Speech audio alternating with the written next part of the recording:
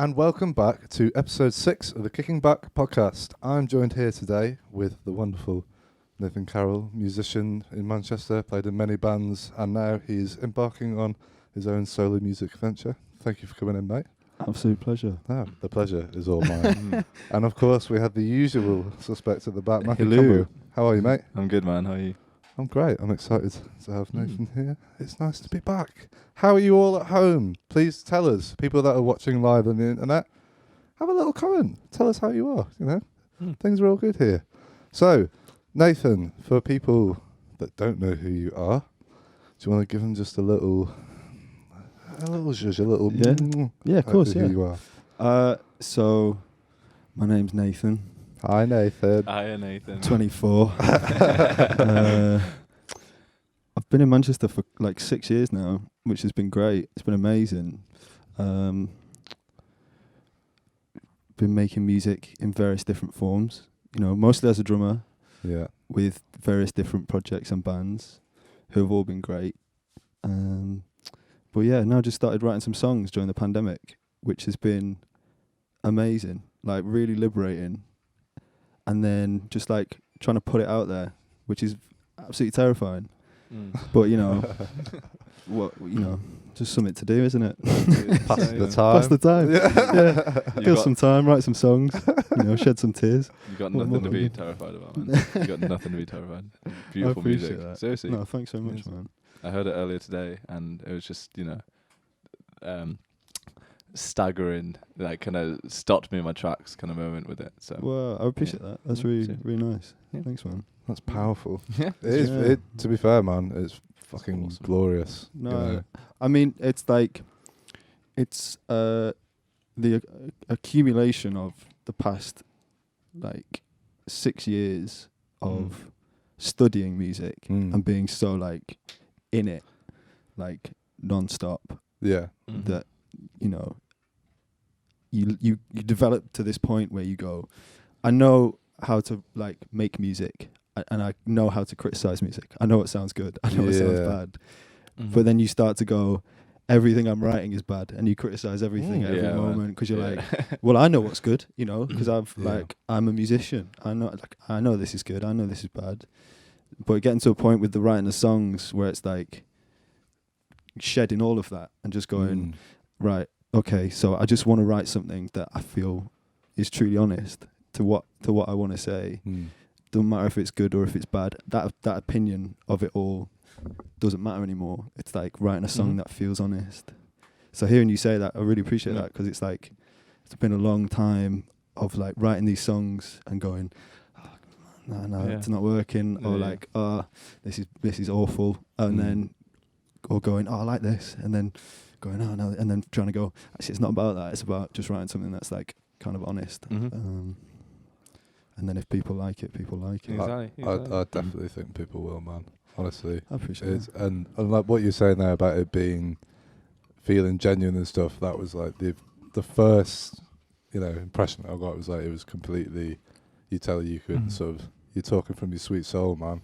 I felt that, and it was beautiful. It's an interesting process, because I've done music for so long, playing for other people. Yeah. Playing their music and like getting into someone else's headspace to sort of express what they're trying to say. Yeah. And support them. Whereas now it's just like trying to figure out something to say for myself, which is a whole different ball game. Like, especially playing like guitar and singing at the same time, it's so hard. Like, it's a challenge in itself. Yeah. But then playing those songs and like trying to think of how I want this to arch and how I want this to sound, and if it's going to say the thing I want it to say, is so much fun. It's like so nice. So you started doing it in the pandemic. Had you had like hints in the back of your mind before that, you felt like an urge to write, and you maybe just didn't like act on it at the time, or? Yeah, for sure. Yeah. It's kind of funny. Like, I have played the guitar as long as I played the drums. Okay. But never put the same amount of energy or efforts into it. But But every time I picked up a guitar, for the longest time, I just didn't know how to play anything. So I just make things up and I just write songs because then I felt like I was achieving something. I So, made like, something. Yeah, so just like the way I learnt the guitar was just by like writing songs. Like I used to have this like nylon guitar that we got off like one of my cousins, and it had one of them them tuning pipes. You seen them? Oh, old do you school. like the? That's so old Yeah, man. I It- remember them. It tasted like beans. So every time, Oh It was no! What great. kind of beans? Like not, Heinz? yeah, not good beans. But like you like tune the guitar. I'd play some songs, like I'd write some things, and I've always written, and I've written songs that like I've played in other bands. So like I was in a band called No Talk, and I wrote a song for that band, and I've written songs and I've given them out to various people over the years. But during the pandemic, I sort of had a bit of a turbulent time, and I sort of like started to come out of that, and I was like, I ended up in a situation where I didn't have any musical projects anymore that I was heavily involved in. It's the first time I'd not been in a musical project for like 8-9 years. Yeah. So it's like I have all these energies invested in me, and like I've been working a lot on myself as a person. So why not like just do some music for myself and like combine those two energies? But yeah, Nice. I like it. Yeah, It's I'm very excited for you all to hear it later on because it'll be a debut performance. Is that right? Yeah. First time.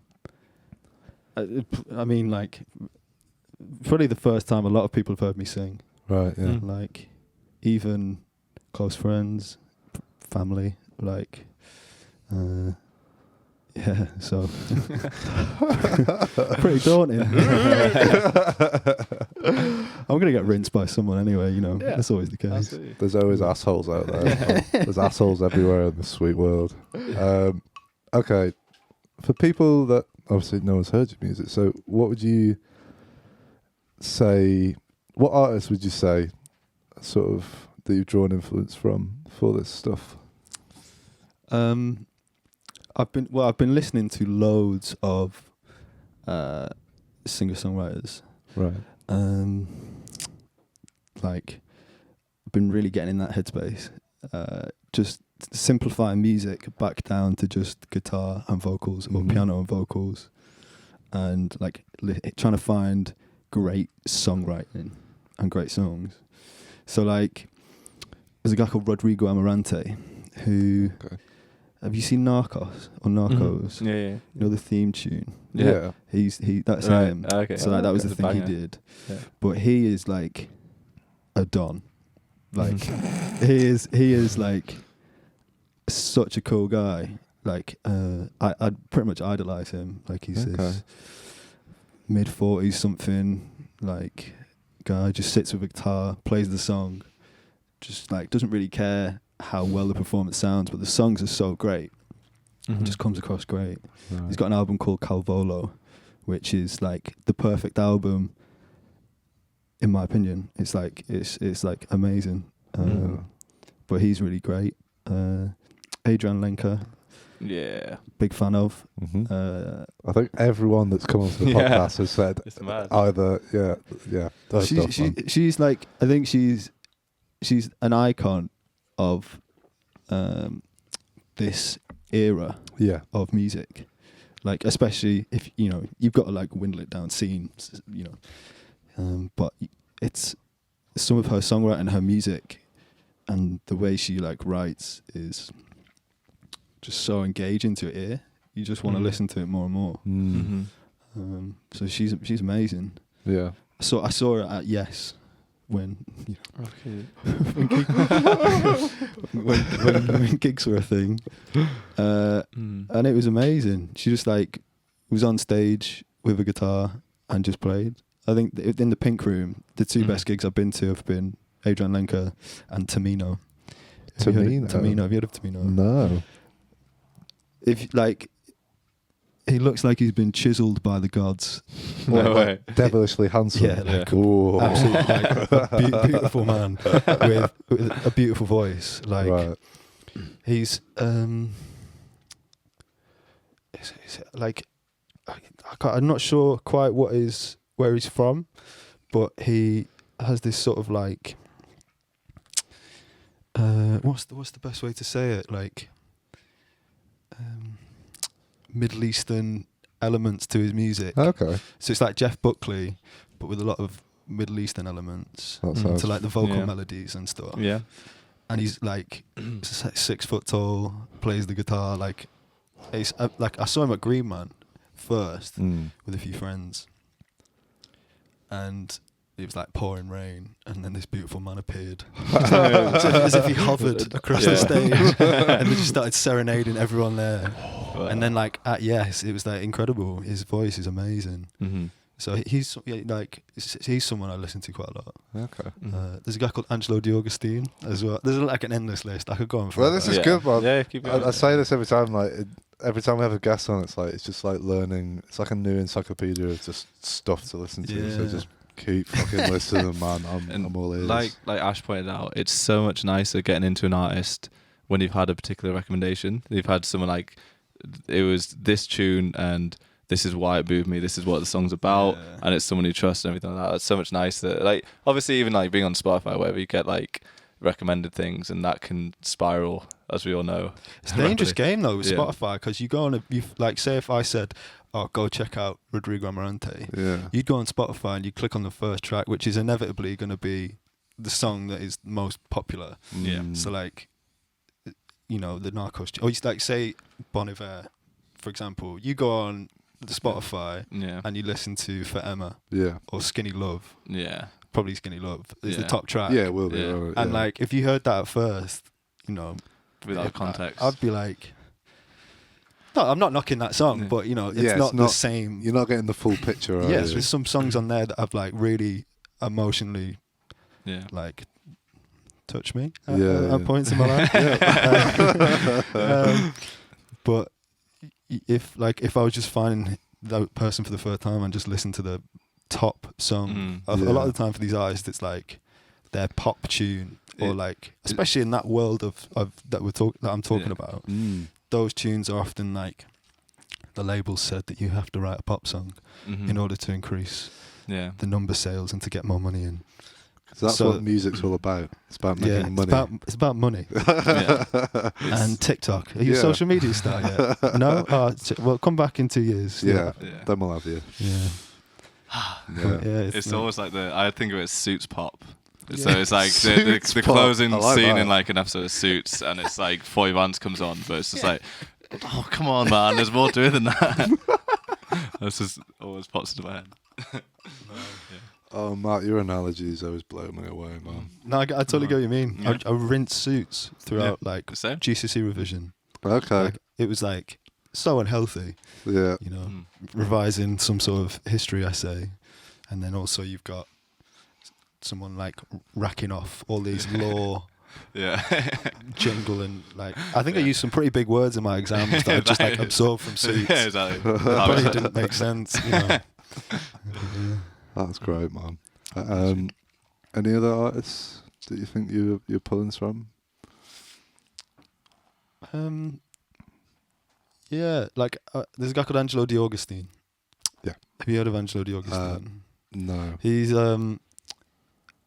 I think I've only found him out pretty recently because he's signed to Sufjan Stevens' label. I think. Mhm. Like, people can fact check that for themselves. But amazing, very like of a certain style. Yeah. Like, it sings in falsetto, plays a nylon string guitar. Yeah. Like, beautiful stuff. Very like, feels very precious. But yeah, that got me through quite a, like, there's an album that he released and it got me through quite a hard time. Yeah. So I think I'll always associate that album with a certain period of my life. And there's a lot of music like that I find just like, I think that the artists that I admire the most most, are like albums that have certain sonic characteristics Yeah. and certain subjects of their songs that really resonate with me, and often it's like at a certain specific point of time in my life. Mm-hmm. It's like there was one period of time where I was having a great time, and I really got into Moses Sumney. Oh yeah. I used to just try and sing all of his melodies in the shower, which is Good luck. Which is impossible, but I just felt badass, just like in the shower trying to hit these ridiculous high notes. Mm-hmm. You know, neighbours probably hated it, but like I've got such an association with that record at that time. But yeah, they're pretty much mostly what I've been listening to. Yeah, man. Loads of others. Like I got really into a sub pop phase. As in the label Sub Pop. Yeah. Okay. So like, it was a bit of a lineage. So I was listening to the new Fleet Foxes record. I've not listened to it yet. It's great. It's fun. Like, it's amazing. Okay. Like, I'm such a fan of the first two albums. That like, this one is obviously it's a different. You got to push yourself in different areas. Yeah. It definitely feels like that. But one of the lines is there's a line that says for Richard Swift. Richard Swift was like this multi-instrumentalist, drummer, singer, songwriter, and he's played on so many records. Like he was in the Arcs for a bit, like drummer in the which is Dan Auerbach's side project from the Black Keys. And then like the other drummer in that was a guy called Homer Steinweiss, who's from Daptone Records. Right. So there's like loads of records that he's been on, Richard Swift. So I just like basically, I heard the name and I was like, oh, I've never actually listened to it, because I knew who he was from just being a, you know, avid music stalker. As I think a lot of people are. Yeah. But I then checked out his stuff and it's amazing. Like, it's beautiful music. All of his music is, he's a very like troubled guy. Right. And it's like all of his music's super honest and it's very powerful. But then he was in loads of other bands that I then checked out. It turns out a lot of them were on Sub Pop. So then I went to check out the Sub Pop catalogue from like 2000s to 2000. It's like it's an unhealthy obsession, but you know there's not much else to do at the minute. Yeah. I'm saying, man, it's just a spiral, isn't it? It's just an endless spiral that you go down, sweet rabbit hole. Yeah, it's dangerous. Yeah, it's like I Sorry, love Mike, can you Spotify. speak I in the hate mic? Spotify, but I also love Spotify at the same time because you can just go down those rabbit holes. Yeah. And you can find those things. I love the. I mean, the recommended playlist stuff, man. It's pretty good. It's great. Yeah, You know, those algorithms are working hard. they are working. You know, I mean, they might not fucking pay the people, but you know, it's it's good for. That's a whole. That other It's good for moral people like dilemma. us, isn't it? Yeah, I think for listeners, it's great. And Yeah. for the top 1 percentile of artists, it's great. For the major labels, it's great. For everyone else, it's less great. But there's I don't know if you've seen the Broken Record campaign that's happening at the minute. No, what's that? So there's a guy called Tom Gray Right.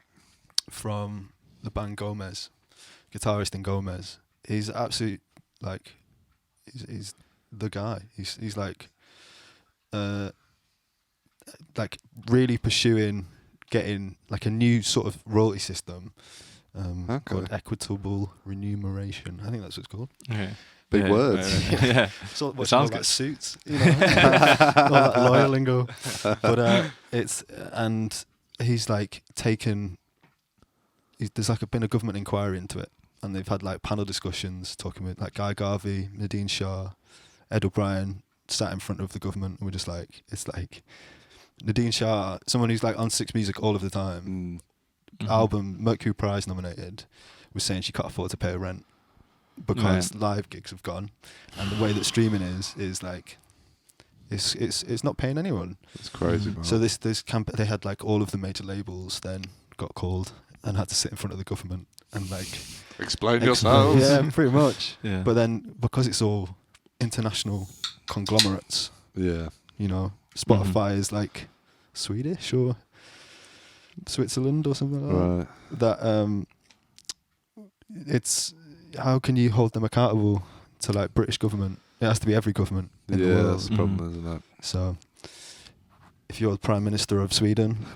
or I think he does watch from time to time. Yeah, he comments on the live stream a few times. He's a good lad. He's a good lad. but yeah, that's like as a glimmer of hope, you know, Yeah. to improve the streaming services. Mm. It's pretty interesting. Like if you get a chance to check it out, I will definitely check it recommend out, man. It's a pretty terrible website. Really? The government like inquiries website. They live stream a lot of these Oh, man. sessions, and it's like these like councillors. It's like, and then like Ed O'Brien's like, yeah, your mic's off. It's like, oh, sorry. It's like he had one job. That's hilarious, man. Hard to hold someone accountable over Zoom, you know, especially if your mic's muted. Yeah. Oh man. So Nathan, for people to find you on the internet, which I'm sure they will want to after they hear your sweet, sweet music, where can they find you? So mostly Instagram. Okay. Yeah. Unless you want to add me as a friend on Facebook, which you're welcome weird. to do. But that is at Nathan John Carroll. That's my personal page. And then I've just set up a music page, which has nothing on it yet. You know, Yeah. I'm lacking that content, which needs to be made, which is a painful word. Yeah. I need to make Like some stuff. art that needs to go Yeah. on that Yes. page. Mhm. But that is nathan.j.carroll. Carroll spelled C-A-R-R-O-L-L. Nice. Mhm. C-A-R-R-O-L-L. There you go. Because they wouldn't have got it if you didn't look at the No, camera. no. You see? Yeah. So I'm glad. Spell that it you in did. you've seen that? We've been watching a lot of the US Office recently. Oh yeah. Have you seen the episode where Jim and Pam learn Morse code by Bing? Oh yeah. Do Yeah. you know Dwight? Just like send help. That's such a brilliant program, man. It's great. That's one of them that like you got to the end of that, I was bawling my fucking eyes out. Man. Don't ruin it. I'm Oh, not, yeah, I'm sorry. not that far. Oh, right. I'm not far How in far it. through are you? We're like season 4. Okay. I say we. It's me and my flatmate Andy are watching it in a minute. But we Great, keep man. skipping, so like I might watch some and then he'll catch up. and Ah, he'll watch some. right. Mhm. Okay. So, but yeah, it's great. See, I really like the US Office, but then I couldn't get into the UK one. Really? Yeah, man. And obviously, I normally like cringe comedy, like Peep Show and stuff like that. But there's something about the UK Office that really. Ricky Gervais is like a questionable person to like. Mm. Sometimes I what think you he's mean. great, but sometimes I Mm. think like sometimes it's like not so great. Yeah. Yeah, I know what you mean. He's No offense to Ricky Gervais. Have you but, watched that? He did a little like a Netflix series, Afterlife. Have you watched that? Yeah, first series was great. I quite like both series. Did you but- like the second series? Yeah, I mean, I get what you mean. It didn't quite have the same thing, but I still was like, oh, that's really sweet. Yeah, you know what I mean? I hope in the third series he's not. No, I'm not going to say that. That's actually, you know, you got to allow yourself time to grieve, as long as that takes. Yeah, man. Mhm. Yeah, Yeah. even if it is rinsing 3 seasons out of it. Sorry, that was horrible. Yeah. He does watch this as well, doesn't he? So he's probably Yeah, good. Sorry, yeah. Ricky. Oh, Sorry. Ricky boy. Yeah. So- Ricky at Gervais at Yeah, is yeah. cool. 222. It has to be him. Yeah. Definitely him. So, do you find, what is it about Rick? Do you find him a bit grating, or is it just kind of? No, I think if you're a celebrity, like, I think you have the right to be an arsehole, basically. Like, And What do you mean by that?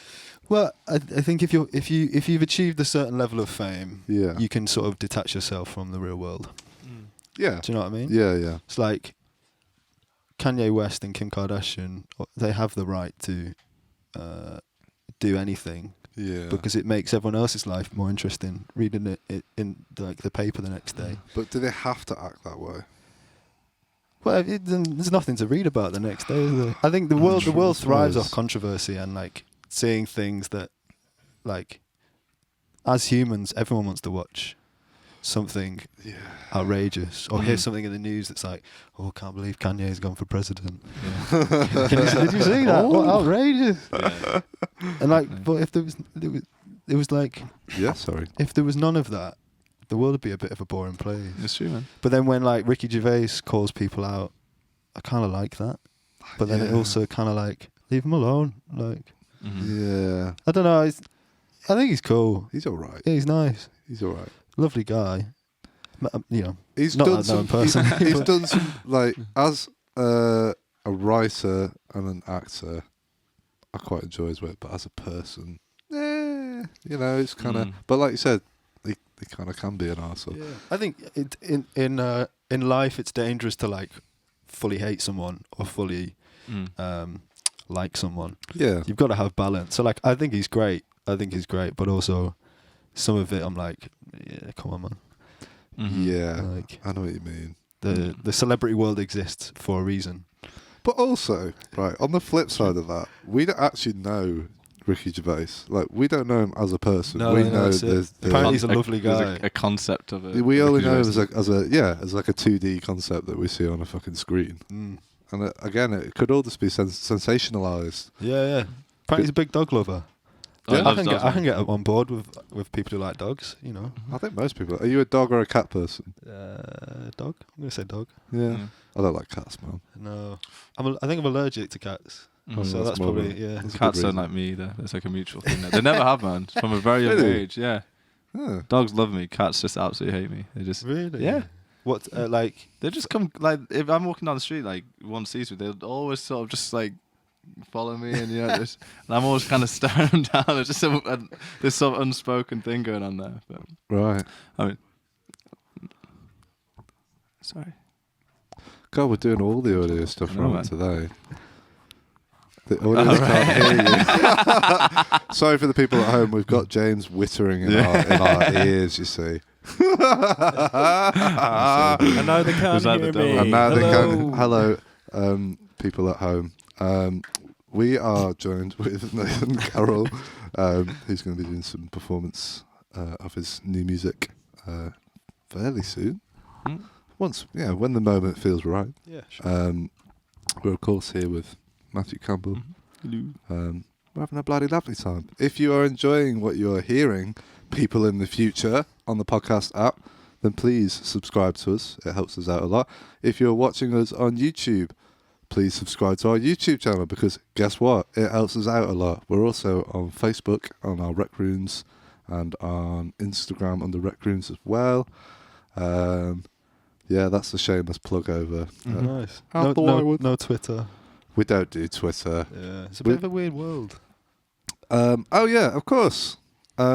If you're enjoying what you're watching, people that are watching us on the live stream, we have a donate option, which helps us to put things on and like pay for things, because we all work for free, of course, because that's how the creative world is these days. So if you want to help us out, then please help us out. However much or little you want, it's all good. Right, Nathan. Ooh. Okay, I'm going to ask you Ash's question that he asked us last week, Yeah. because I thought it was brilliant. Right. So he asked, because I normally ask the Desert Island Discs Yeah. question, but I'm going to do Ash's spin on this. Ashley Garrett, shout out to you, man. So Ash asked us if you could have one album basically like narrated or sung by another artist. So you could have the music's the same, but it's the voice or whatever is changed up. What would that combination be? And you're on a desert island. You have it for 24 hours. You can listen to that version, and you can listen to the normal version like 3 times. And then once you leave the island, that's it. Have you right? Have you heard? So right, I'm gonna preface this. Go on. There was one point in my life Yeah. where I pretty much lived in Big Hands on Oxford Road, Okay. Interesting. and there's like a guy who comes in and DJs there. The quite guy a with the lot. dog. No, that's the No. owner. Sorry. No. I Maybe know. he's got a dog. Right. Go on. But he used to play some like amazing tunes. It wasn't like a typical DJ set. It would be like just basically pick and play a load of random tunes. And he played this album, which was William Shatner doing renditions of like Common People. What is that? There was loads of tunes, but I ended up like I heard it. I was like, this sounds amazing. What's this? So I went up to him. I was like, what is this? This is like the best thing I've ever heard.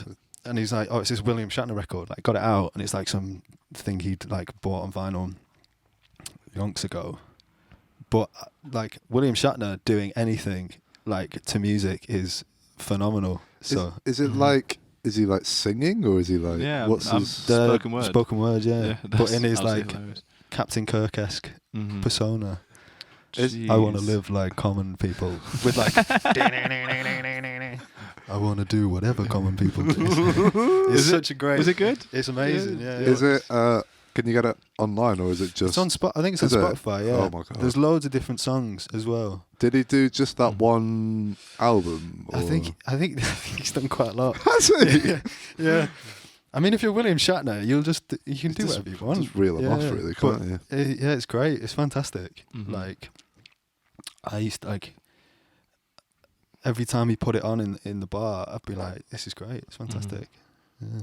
So that William Shatner doing Any what particular album? I think something a bit punky, a bit grungy. Okay. Idols. Ooh, okay. Yeah, like an Idols record. Yeah. That would be really good, actually. What's their most recent one? Ultra something. I've not heard the new one yet. I need to. But yeah, I think to that'd be update. great. William Shatner doing Idols. I like it. That was not an answer as I expected, man. I didn't even know William Shatner did this. This has opened up a whole It's great. another universe of stuff, man. It's like it's such a great collection of songs. Definitely worth checking out. And how come you were like hanging out in Big Hands so much? Did you live nearby or something? Yeah, I lived in Rusholme, Oh yeah. so it was like in the second year of uni, and it was on the way home. The convenient So truth. yeah, and it was like, you get to see familiar faces. Like you run into people in there. Such a great place. Like the vibe of that place and Temple, which is its like sister bar, is amazing. Like it's a really cool place. Mm-hmm. They have bands and stuff on. And Yeah. the only bands I've ever seen that have been exceptionally loud to the point where it's like. Have you seen the harmonica guy? No. They're great. So like, there's this guy. They play there, and every now and again you'd like pop in. I think they were like a regular band there for a while. Okay. And I should really remember their name. But the lead guy, played harmonica and had like small Hanukkahs. Hanukkahs. Small harmonicas. But then he had this one that was like huge. Like I think it's like a chromatic. Nice. Can you know the tuning Yeah, keys? Like literally that big. Like, and you just like turn around. So this guy's. It was wicked. Like playing this like punky bluesy music. Sick. But yeah, it's horribly loud sometimes. Mm-hmm. But it's great. Apparently they used to have like a friend of mine told me that way back when, any of the bands that play at the academies would do an after set at Big Hands, like acoustic sets. That's cool. Apparently it was like amazing. Right. But yeah, I'm not sure what I mean. Who knows It's what's a going to happen. You just dream about these things though now, like those one-off chance gigs that you might pop into, or like just those like. I'd never go to Big Hands with the intention of seeing music, but then there's this band playing who, at the time you're like, oh, what's this? And then you get into it, and then it's amazing, and it's all these little experiences that are such a beautiful thing about live music. That is, being a little bit lost at the minute. It's a bit dry at the moment. Yeah, it's a bit of a shame. So this year, Nathan, what are your goals, your plans, Nathan? Generally or musically? Either or, man. Like what you like looking to achieve. I really want to learn how to paint. Nice. Yeah. Okay. Cool. I've started. Like canvas painting. Yeah. Cool. Um, What piqued that interest? Is that something you've had Not- wanted to do for a while? No, not at all. No. So like, it was around New Year, and I was just like on Instagram a lot, and I found these things like a lot of abstract painting. And then there's this YouTube channel of this guy painting this like 16th century portraits. All right. Like old-fashioned oil painting, you know, the portrait, like realistic portraiture. Mhm. Yeah. And I thought it was so cool. And it was like getting to New Year's, I was like, I might as well say that's a New Year's resolution. Yeah. But then started like doing a little bit of painting. Like, it's so fun. It's like, Yeah. I mean, the art is questionable. Finger painting. Yeah. Well, I was getting into like, I had this picture in my wall at my parents' house. All right.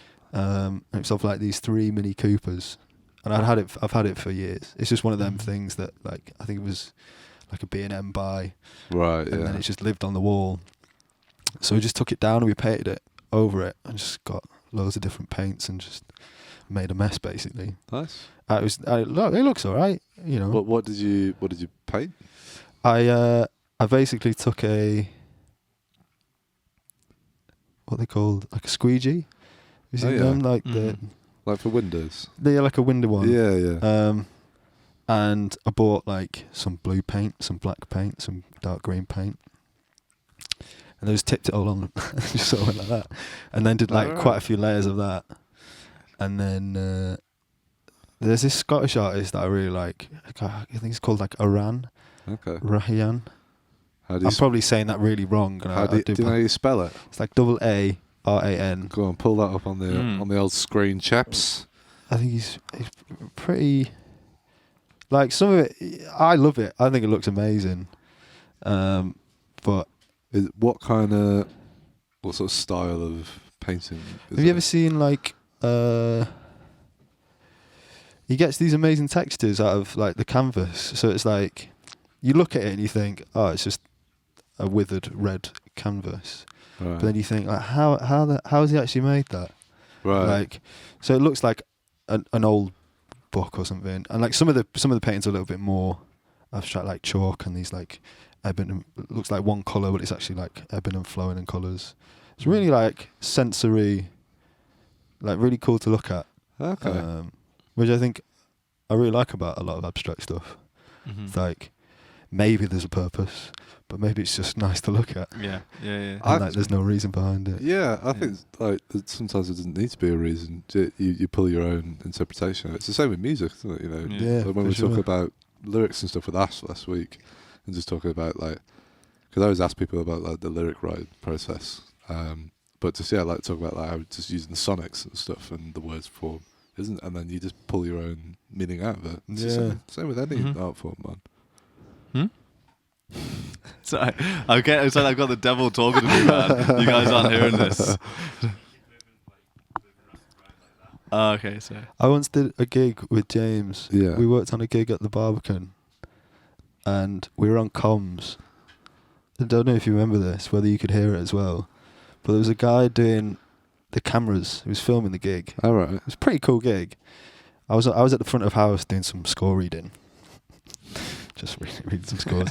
Just like cueing some stuff for the film crew and for the sound team. Oh, nice. And the guy from the film crew was like, the whole way through the gig was just sort of like, oh, have you tried that place around the corner? It's like, it's really great. They do some nice fish. It's like all this. I was like, cause I had 2 channels on, so I had like, mic's not working. What's going on, Mike? And then just all this guy going, yeah, great fish. Man. It's like cod steak. It was great. So it's like all of these voices in my head. They have their own channel as well. Yeah. Like when you're doing live gigs as big as that, like they have different communication channels so that everyone can talk to their own department. But he was just broadcasted to everyone. That's hilarious. That's so funny. Such a cool guy. Like I spent some time with him before the gig, and he just like going over some stuff for cues, like what to look out for.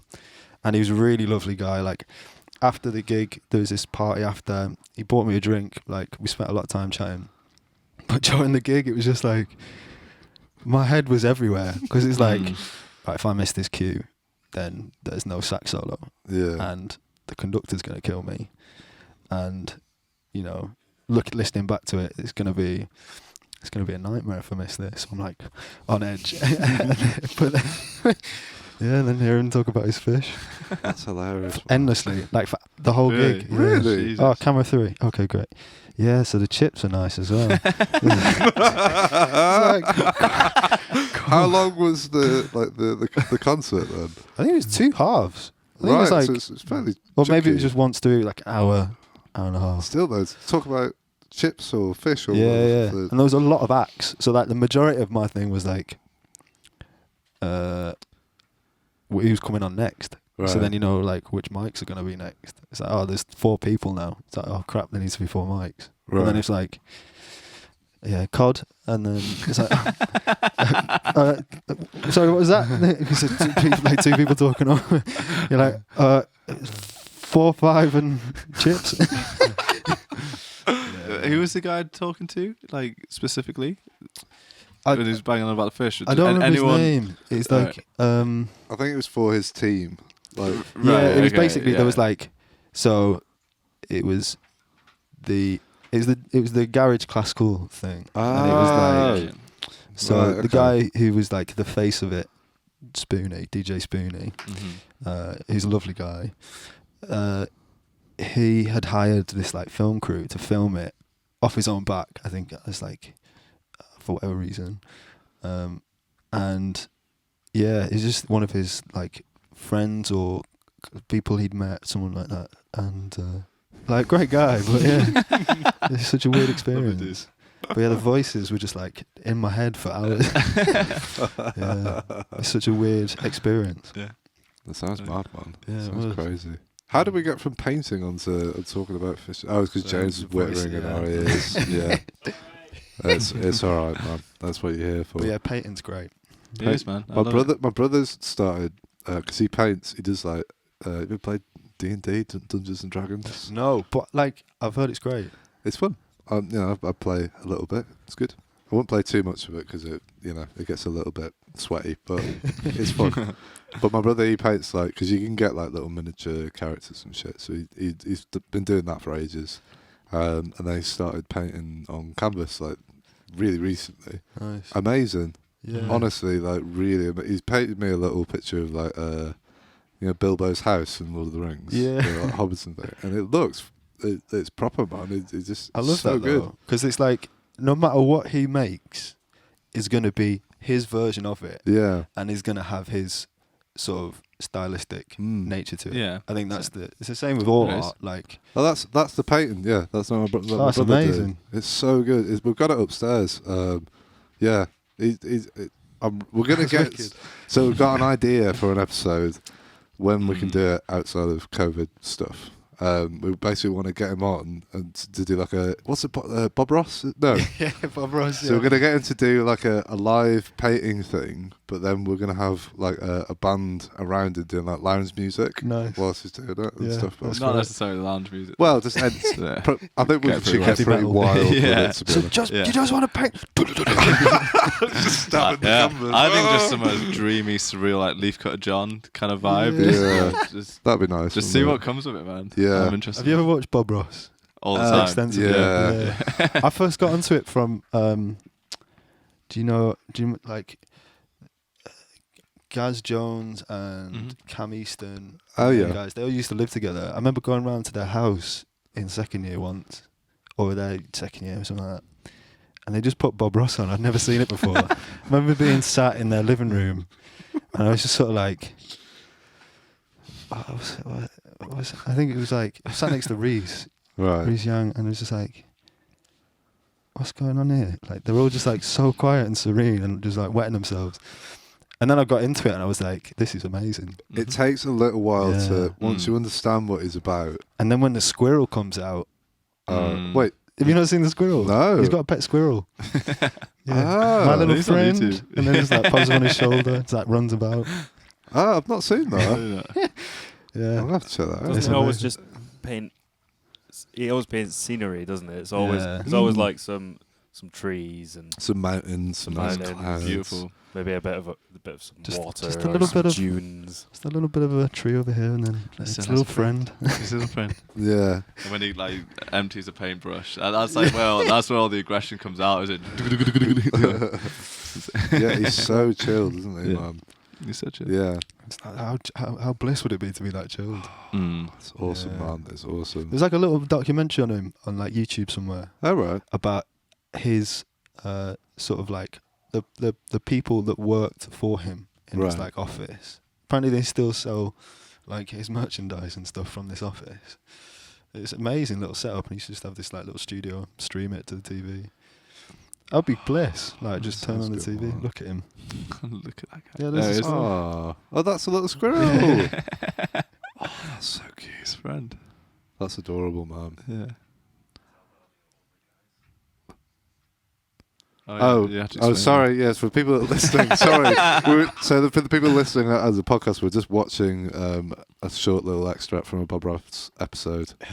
But he's feeding his baby squirrel. That cut so quickly. It was like, ah. Yeah. Wow. So people that haven't seen it at home, go just Google Bob Ross squirrel. Adorable.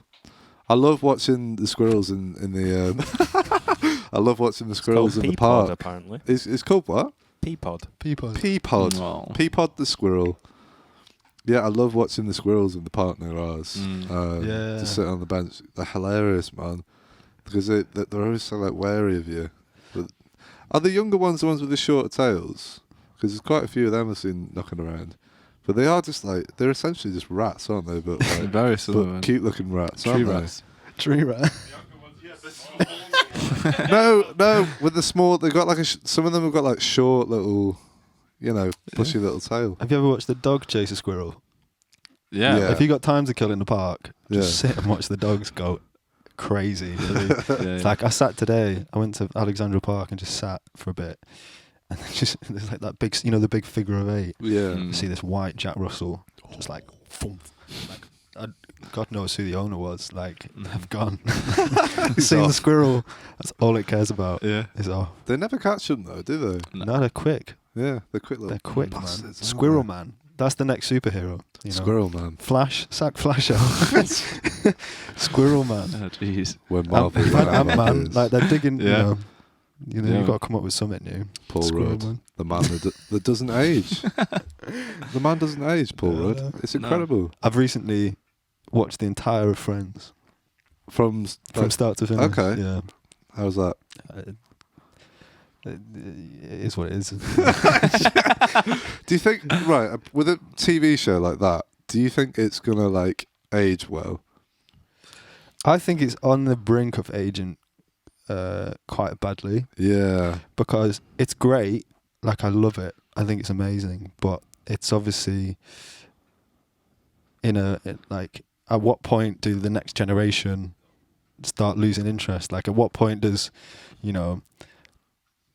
like living in a flat in New York in your 20s irrelevant. become impossible for the Yeah. next generation because Oh. like Yeah, it's true. New York is so expensive and no one in their 20s can afford to live in New York, Yeah. just fumble about Mhm. in between jobs or be like a jobless actor and live in New York. Like Yeah. at what point is that going to be not relatable at all? Yeah. It's true, man. It's impossible. And it won't even be like because it's kind of like the modest dream, isn't it? Like be like an unemployed actor in New York. That sounds kind of nice to a Yeah, lot of sounds people. great. That baffles me No as well. Like problem he with it, only has one other job, pretty much. I think Yeah. the entire he works in the cafe for a little bit, but I can't remember any other jobs that he has. Other than that, I've watched it too much. Joey has a fake job working for Monica. Yeah. in When he the- gets in her kitchen when she gets. and he's like her getting own the good kitchen. tips, and he's like, I'm not going to sack this off. Yeah. Yeah, It's a good series though, man. very good. It's I feel like I've watched too much of it though now. It was always on You're Channel telling 4 me. all the fucking time, man. Yeah. All the time. What made you like rewatch it, or was it just like bored? That's something to say. It's lockdown, isn't You can only write so many songs as well. It's like my time at the minute is sort of split pretty equally between teaching. I Yeah. teach drums online, writing some music, and watching Netflix and other streaming services that are available. I don't know if that's my life. It's so funny, this like whole period, the fact that you've been doing that in one part of Manchester, I've been doing that in another, Alex is downstairs doing the same thing. Like, so many musicians are just like, you just teach, you get to the end of the day, and it's like, all right, probably put something on there. Yeah. I've watched more TV probably in the past. Like, especially in the first lockdown, I was in a house with Charlie Sinclair and Phoebe Taylor. Yeah. And pretty much for every evening of that lockdown, we all, like, we cooked in, like, to keep ourselves sane, we ate together every night. One of us cooked, and then one of us sort of chose a film. Oh, nice. And okay. like, and then on Tuesdays we watch Trashy Tuesdays. But like, watching films with them guys, like, I was going, oh yeah, great, okay, so I'll pick like, Fury or something like that, you know, blood and guts and explosions. Yeah. But like, and then Charlie put on this film called Jean de Florette. I don't know if you've ever seen it. No, I haven't. Jean de Florette. And there's another film after it. There's 2 films, and it's like this French film, and it's something that I'd never really like delved into. It's like foreign. Sorry, foreign sounds so wrong, but like that's right, foreign cinema. Yeah, foreign cinema. That's right, yeah. But it was all in French, subtitles, and it was such a slow-paced film. But it was so blissfully slow-paced. Right. It's basically about this farmer who this guy is a hunchback, inherits a farm, right, and he goes and tries to make the farm work. But the guys who own the next farm over really want that farm. And it's basically all about this little sly thing. And then there's like, that's sort of it, you know, sort of slow-paced. Something happens. I won't ruin it for you. But then the next film is the same sort of slow-paced, but maybe like 10 years after. Okay. It's about the daughter of the hunchback. Still lives in the town. And there's one scene in this second film that's literally 5 minutes. This old woman appears, first time in a film. She says like 3 lines, and makes you just like, you jaw drop. You jaw drop. You jaw drop. You draw job. Mate, your jaws drop. Yeah. And it's like.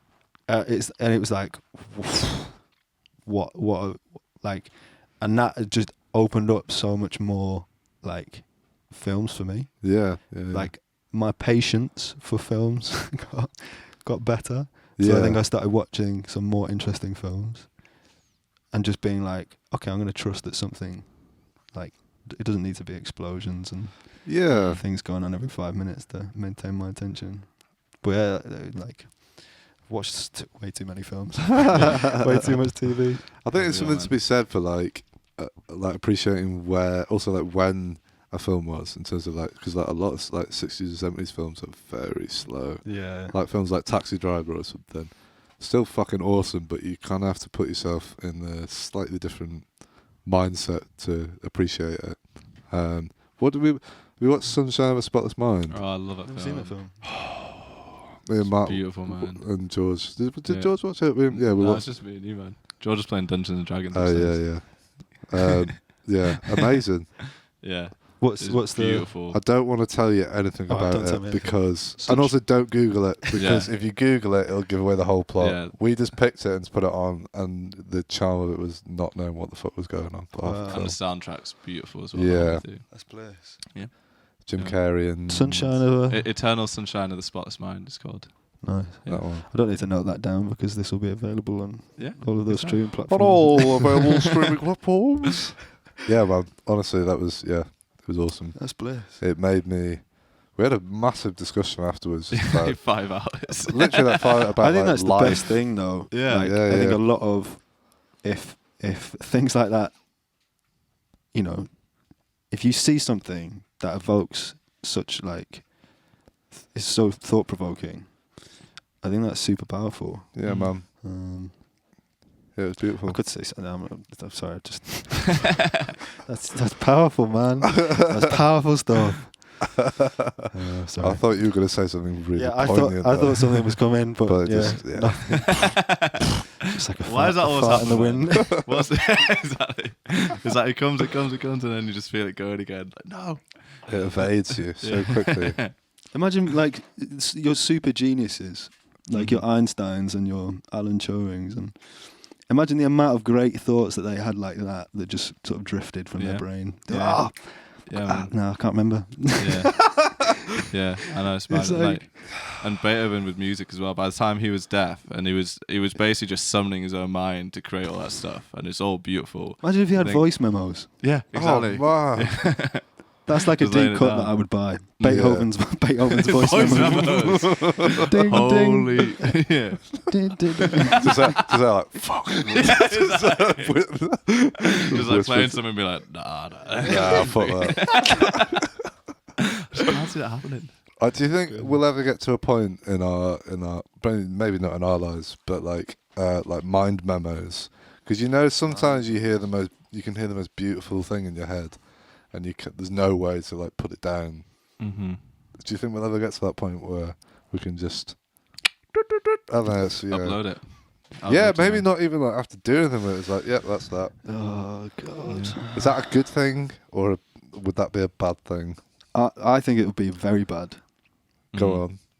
Go on. Go on.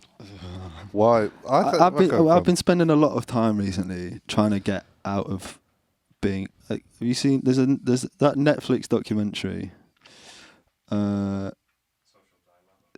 Social Dilemma. Yeah. You know what? The last Thanks, time we said social dilemma on this podcast, we had a power cut. Yeah, So- literally the second one. We're not talking about that. I did not like it. It was not good. Pull the plug on Lies. everything.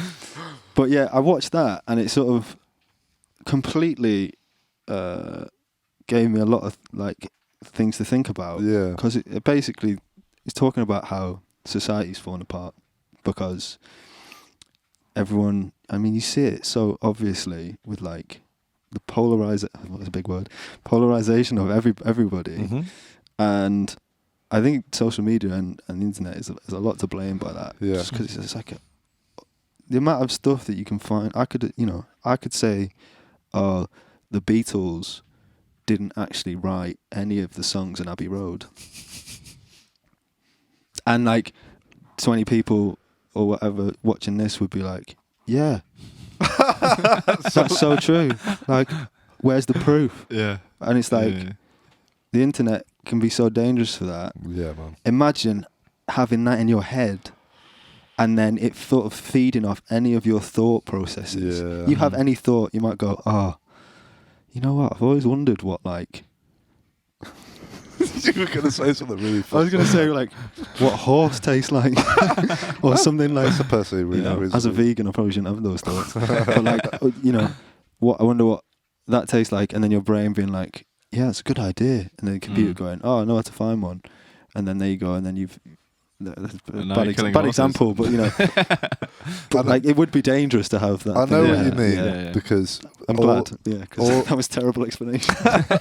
because our minds are filled with not impure, but like horrible thoughts sometimes. Imagine being able to instantly Google that and Yeah. not filter and go, "No, I probably shouldn't check that out." Yeah. That's Yeah, it's good. that's not a good idea. Yeah, because we're constantly, I do it all the time, and you think, like, where the fuck did that come from? Yeah. But yeah, you don't want to be conjuring that stuff up into the. Especially if you've got like an anxious brain and your brain chatter is constant. Like Yeah. I think if you've got worries and things coming in your head all the time, and then the ability to, like, imagine during a pandemic, you're going, "Oh God, I feel a bit like my throat's a bit sore," and you go, health anxiety. You go, is it corona? And then you might go, "Oh no, actually, I'm going to leave my phone. and I'm just going to try and like breathe through this and sort myself out. Yeah. If you can instantly Google that, you're going, Yeah. "Oh, Google Doctor Yeah. has said that I've got all of these symptoms. I've got it. Yeah. I've got it." Even if you've not, like, Yeah. how West would that be? Yeah. That'd be so terrifying. I mean, it is kind of on its way with like Elon Musk's what's it called? The brain Like chip thing. Neuralink? Neuralink. Yeah. Have you seen all that stuff? no. This is basically what Elon Musk is doing. That guy watches way too much sci-fi.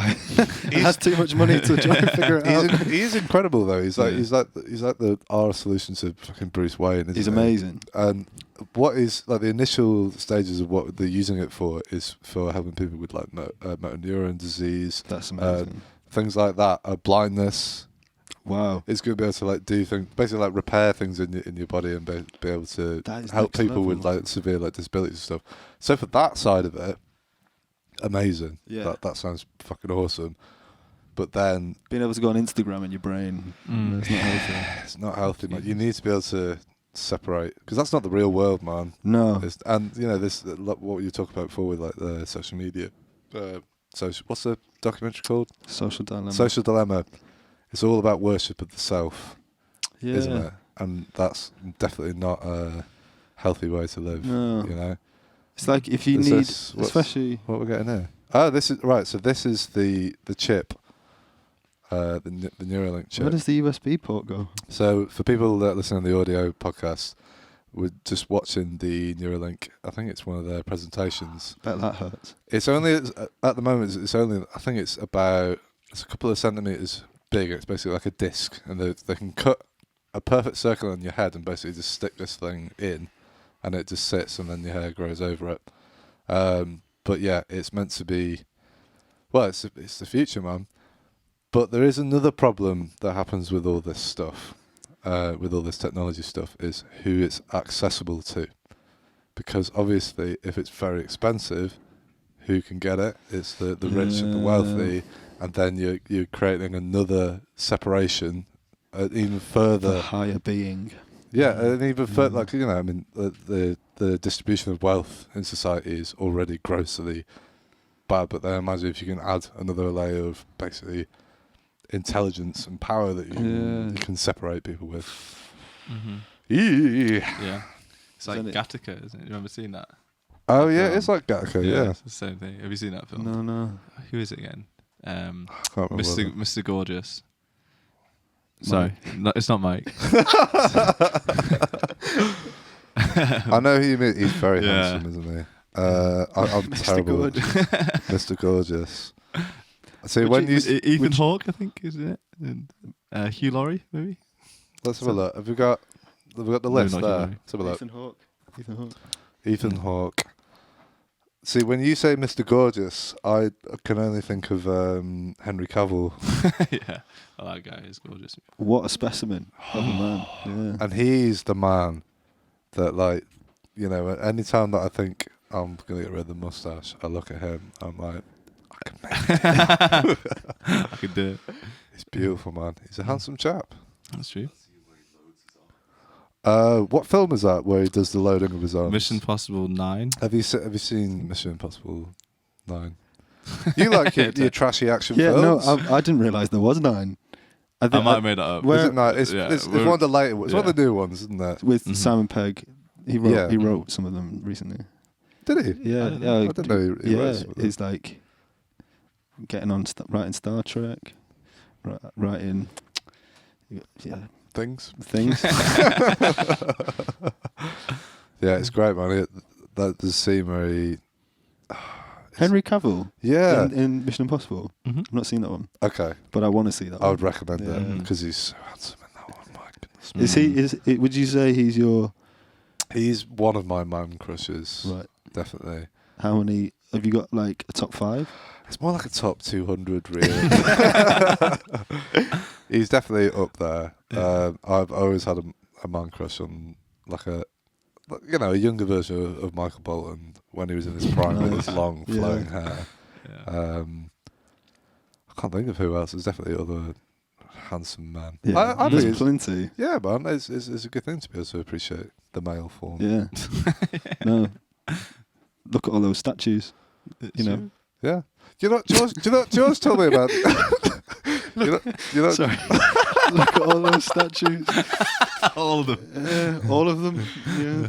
they are all very handsome, the statues, to be fair. The Louvre George is told me great. something. Was it George? All the statues in what's the Roman city, Pompeii, and all that. They all had the penises cut off, didn't they? Really? By the archaeologists. That just was it by the Pope? Oh, the Pope chopped off all the penises on these beautiful statues, man, because apparently they didn't like the dick in those days. Wow. Yeah, You interesting. could have little at fact. least preserved the statue and just put a pair of underpants on it or something. Well, apparently, all the dicks are in like in a particular church place, whatever you want to call it. They're all the dicks are in the Vatican. The dicks are. They've literally got a box of dicks in the Vatican. They should frame that. I went to the They should Vatican release it. with my family Did you? a few years ago. Okay. And we went to Rome, and we ended up having to leave for we just couldn't hack it. It was too hot. Right. Getting fed up. Yeah. And we tried to leave. We ended up being taken out. We was like, can we just get out? So we ended up going the wrong way Right. out, being taken by this person, and ended up in the main space, with all the paintings on the roofs. Yeah. So me and my dad and my brother and my mum walked in, and we're just like, wow, oh, this is it. Yeah, all right, we'll stop here for a minute, just take these pictures. So I get the phones out, and all of a sudden this guy's just shouting in Italian. And apparently if you come in the actual normal way you're supposed to come in, there's signs everywhere that says do not take any pictures, do not make any noise. But we'd come in the back way. We're just like full on British. Oh wow, look at that. That's Michelangelo, isn't it? Woohoo! This guy comes over and he's like, what are you doing? It's like, no. I was like, oh. So we just ran out, and then Yeah. Nice. No way. if there was like a framed box of Dicks. dicks, maybe. Definitely get a picture of that. Yeah. A dick's pic with that man. I want to see the Pope just come out with them all. You know what I mean? Behold. I love. There's something very peaceful about churches. I'm not. I'm going to say dicks. Statues of dicks. I wasn't going to say that, but you completely threw me off there. Sorry. No, I Churches. love. Yeah, I love. There's the church on Oxford Road opposite Big Hatton's. Have you ever been in there? Yeah. It's Beautiful amazing. church, Yeah, man. it's really Honestly, nice. it's absolutely stunning. I'm reading a book at the moment by Ken Follett called Pillars of the Earth. It's a fictional thing, but it's based on when building a church in the 1200s or something in England, which sounds utterly boring. Fascinating. Yeah. Absolutely Have fascinating. you seen? So like, when you look at, you've been to Liverpool. Yeah. So the cathedral, one of the cathedrals in Liverpool, was built by someone who was like 16, 17 at the time. No way. That might be worth something fact checking. But like, it's like there's like this weird modern looking one. Apparently the guy was like very young at Yeah. the time. But they're just amazing spaces. Like, Is it the? It's not the bombed out church, is it? No, it's not that one. Is it the round? It's not the round. It's the one with the round yeah, weird turret. It's beautiful. Stunning, man. Absolutely Yeah. stunning. Like, I'm not surprised that people enjoy singing choral music in churches. Yeah. Mhm. Like, because it must be no better feeling than just like singing "Ah" in like such a cavernous It's good. space. Yeah, it's amazing. Yeah, absolutely. One of the most beautiful churches I ever went to was Notre Dame before it burnt down, obviously. Wow. Beautiful. And I remember walking in, and it was kind of like smoky in there because there were all the incense and the sunlight was coming through the stained glass. And then this choir of honestly, this beautiful angelic choir. To start saying, I couldn't see them anywhere, but I could hear them. And I was just almost brought to tears. I was just like, oh, this is. I think a lot of those buildings are, which I find pretty amazing, is like built for acoustics. Yeah. Like a lot of those spaces are made for. I'm not like an architect expert, but apparently, to hear sound at all of the places, for the person preaching to be able to be heard everywhere. Like Yeah. So it's like designed so that you can hear it Yeah. wherever you are in the building, Yeah, sort yeah. of thing. That's amazing, man. We had a jam with Barney. It was me, Barney, Sean Rogan, Brad. We went to Barney's church, because he like worked and helped there, and being there so often, they just basically let him in, and we just showed up and learnt a few Bon Iver tunes and just had it. That's bliss. And yeah, it was awesome, man. It was, That's so I would good. say best day of my life. Yeah. It was so It much was fun, man. I highly recommend it. It was awesome. Come along next time. Yeah. You know, when this is on. We did a gig with No Talk, which Mm. is a band that was in a few years ago in Edinburgh, in a cathedral supporting Mhm. diving station. All right.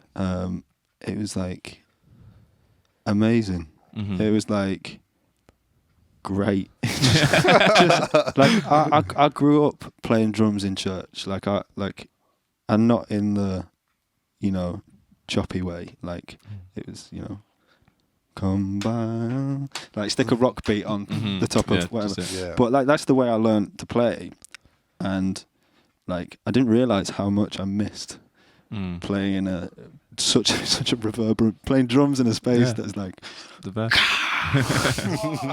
Yeah. sounds like every sample I've ever put in any song. Yeah, exactly. Bang. Hilarious, man. It's like you feel like you have so much power. Mhm. Yeah. Have you It's ever great. played? There's a church in Gorton that's like a wedding venue. Yeah, Have you played Monastery. in there? Gorton Fucking Monastery. awesome sounding venue. Yeah. Not when you. Yeah, Gorton Monastery. Monastery. Not when you're playing function music. No. just you can't hear anything. No, Doesn't no, matter no. where you are in the room. It's just like like this cacophony. But it's a beautiful sound. And it's a beautiful Yeah. building as well. If there was like someone singing, playing yeah. guitar or whatever, it'd sound amazing. Mhm. My worst nightmare would be doing sound for Ladness in Gorton Monastery. I think that is my nightmare. For people that don't know what Ladness is, Ladness was like a 16-piece band At least. that we used to have. So sometimes we had like 2 drum kits, and you saw us at one point. It was like, Yeah. many points. Right, yeah. I the best one I saw was at the place we all went and studied. Oh, the Royal Northern College of Music. yeah. in main bar area. Oh, in the canteen area. refectory. Yeah, yeah. Yes, Yeah, yes. which is like an eventful night for me. Oh God. But I imagine it was an eventful night for Oh, you. we got on a lot. I lost my job because of that Really? evening. I got fired because of that. Yeah. Oh man. But Did they go? Let's just show the people at home watching that what are. Oh, that's our. So that's the kind of get up for the people that are listening on a podcast. We basically would play laddie, in quotes, music. So it'd be football shirts, sunglasses, and just anything that you can sort of go oi oi to. That was kind of the theme for the whole thing. Is that a broomstick? A brush, sorry, not a brush. Where? Oh yeah, it's a brush. I think we took that in Blueprint Studios. I think that we need to do some promo shots for a gig that no one came to. Damn. Yeah, but that gig in particular, the one that we did in the refectory. So basically, they were gonna. So there's like 16 of us, and they were gonna pay us like 120 quid. So I was like, okay, Wow. rather than giving everyone like 5p each or something, I'm gonna just take all that money and spend it on booze. And I basically bought like 100 cans of Carling and like some bottles of spirits, and we hired out one of the practice rooms. It was 276. Basically went up there, did sound check, went up there, got absolutely battered. Have you ever played Danger Cam? You'll know if you play that. No, I've never. But I think there's a game that I think someone has mentioned to me where you like block the door with no, crates that's of- Crate Escape. right. Yeah. I wouldn't know if I played that too. That's another story for another time.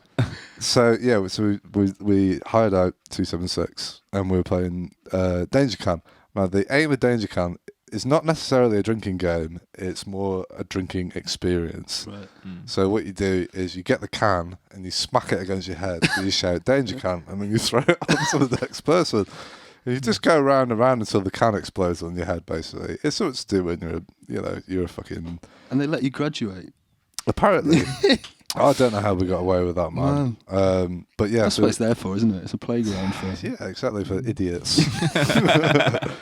So we got a bit pissed. Went to do the gig, and we brought all the beers and stuff were in a suitcase that I brought, a rather large suitcase. So I brought the suitcase downstairs, and then we had it at the side of stage, closed, so none of the security guards could see what we were doing, and then we'd slyly go in, pull out a can. No one needs to know anymore, do they? So then George walks over to the suitcase, opens it, and takes a beer out, and then leaves it open. So immediately the security guard spots this, like, what the fuck? No. And I worked in the college bar at the time. So we took the beers So you've off. been rumbled. I've been rumbled because of George. So George is going to defend himself. I'd just quickly like to refute these claims. okay, go on, George. One, I did leave the suitcase open. Okay? You did. That I can take. I was quite intoxicated at the time. I'm Yeah, not we gonna all lie. were. I'll give you that. However, your brother, I remember, Yeah, was there at it and was joining us in the whole thing. true. And his job was closer of the suitcase. Was it? Yeah, I that was was his duty. Okay. And seemingly the duty was not done. That's Yeah, my but- favourite member of the band. What? Closer of suitcase. Very important. I concur. But to cut a long story short, we got the beer taken off us. We did the gig. It was good fun. The day after, I got a text off my boss with Freddie as well, because we both lived in the bar, worked for the bar, and it was Jose texting us saying, "Can you both come in? I need to speak to you both." So I thought, in my foolish mind, I was like, okay, so I'm either getting a promotion because I've worked my fucking ass off this year in the bar. Like, so I feel like I could maybe get like a little sweet little side manager deal going on, or I'm getting fired. So we went into the bar, and he sat us down. You're Jose on one side of the table, me and Freddie here. Do you like the amount of gin we've got? Sorry, that's the only thing I They used to have like 50 bottles of gin. Yeah, what was all that about for a student bar, man? It's great, but So he gets out this piece of paper, folded, on the table, And you're thinking, I'm sweet, thinking, like okay, some sort of new contract for a new job, more pay, things are looking up, it's okay. And he he slides it over, and I sort of pick it up and I unfold it, and it's a picture of the suitcase. I just went, it's evidence. It's just it's just a picture, literally like a. Do a you Word recognise document. this picture? like he's gone out of his way to like take a picture, go up and find somewhere to print it, and, just to make a fucking point. Showing that. Opens it, he's like, "What do you know about this?" I was like, "Oh my god." I've never seen it before in my life. Where is my lawyer? I will not speak. No comment. He went fucking ape shit at his mum, and then he was like, "You fired?" And I was like, "Oh, I mean, well, to be honest, it's as a student, what do you expect? what do you expect? And hiring that many students that you do to work in a student bar. And on top of that, hiring guys like you. Like us. It's come on, Jose's fault, not mine. Not my Yeah. fucking fault, man. Yeah. I've have very fond memories of those nights. They were good, man. Yeah, they were great. I remember doing like a Scar night after you guys had left, because I was like, this cannot stop, because that was like one of the highlights of my student experience. Yeah. Studying a music degree and doing a degree was great, but all the other stuff, and like going to those sorts of things was so much fun that we were like, we need to do something. So we did a Scar night, which was like so much fun. It's great. Yeah, like very fun memories of all those sort of wacky little experiences. Good times, man. And we did the 80s band once. That was fucking awesome. With Dan Martin. Dan Martin. You know Voice Dan of Martin Hercules. used to- Yeah, like Jesus. voice of like a Thor. rock god. Yeah. Yeah. Unbelievable, man. That was good. That was when we had 2 drum kits, wasn't it? Mm-hmm. As well. In a Amazing. hall. Yeah. Anyway, post-pandemic, there'll be plenty of marketability for that. I think so. It was one of them where it's like I really wanted to drive it at the time, but then I was like, there's so much admin to do for like 16 people that are basically wankered when they get there. I was like, I can't handle this, man. I can't handle it. It was good while it lasted. It's like a drinking group, but if you have something to do whilst you're drinking, just have some instruments. It's basically brass banding, but in a pop context, wasn't it? Yeah. Right. Anyway, we've waffled on there. We're going to go for a little break now, and we're going to hear some of Nathan's music. I'm very, very much looking forward to you guys hearing this because I think it's beautiful, and I hope you enjoy it. Nathan, do you have anything to say to people at home before they listen to it? Any notes? Straight in that sweet camera. This is very new for me, and I've been spending too much time sat with a guitar, writing too many songs. So I hope you enjoy these 4. That's about it, really. Yeah, sweet, man. Well, people at home and people in the future, I hope you enjoy it. Follow Nathan on his social medias. We'll do another plug for that later. But for the time being, we'll be back in 15 minutes. Enjoy Nathan's music, and we'll see you soon. Goodbye. All right. Hello, I'm Nathan. This is a first for me. Here's some songs that I've written over the past few months during the pandemic. This first one is called Double Take.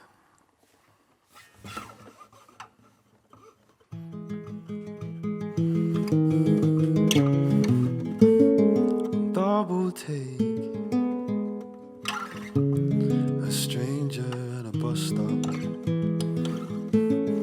My mind pains from a muse I once dreamt of. Colors fade with a distance and a brush. Stroke you make, painting pictures of self-love. Where'd you go when you were hiding? 'Cause I can't so hard dividing.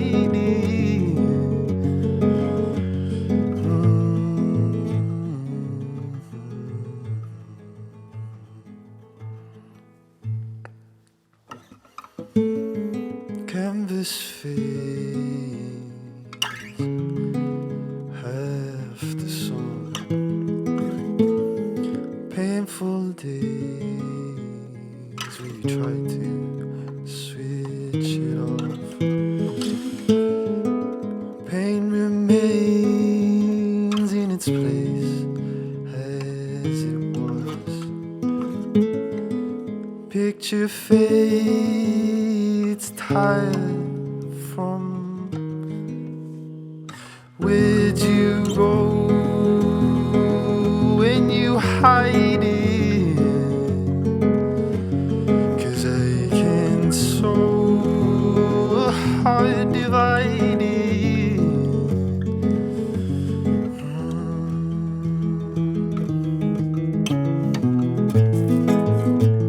And pain for me,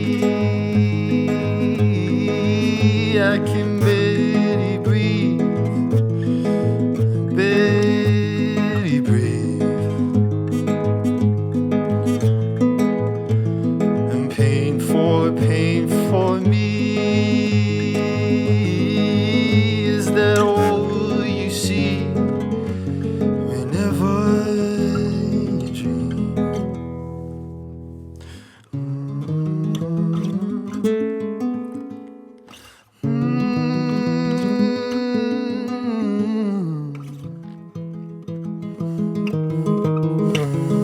Where'd you go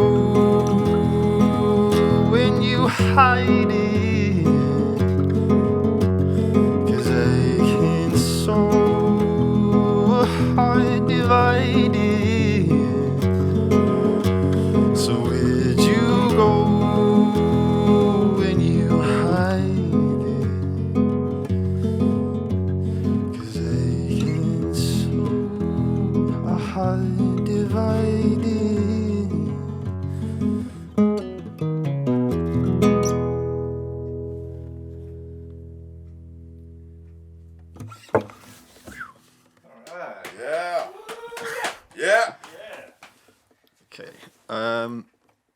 So that was Double Take. The next one is a song I've forgotten the name of. No, I've not. It's called Petal. So here's Petal.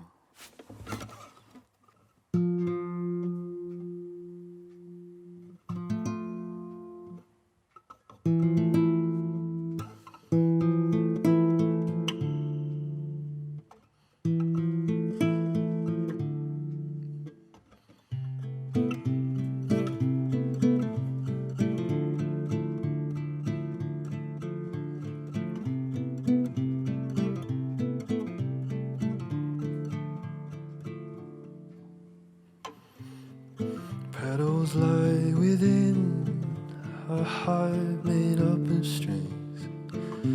Why don't you pluck a both to see which way we're supposed to go? I know, I know.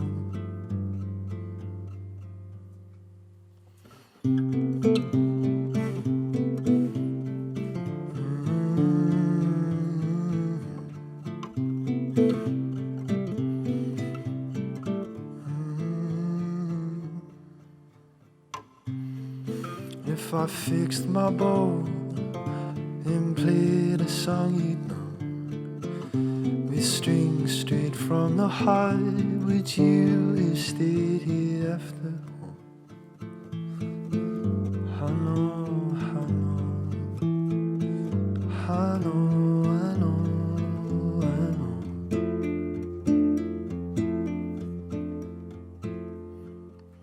My dove flies. You're a piece once again, bye bye. Leave your branch over there in my mind.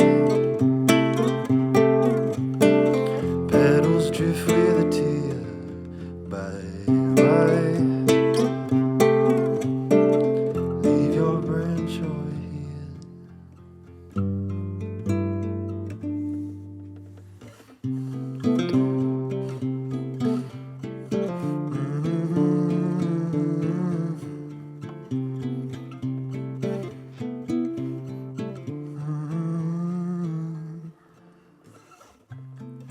Should I stay or go?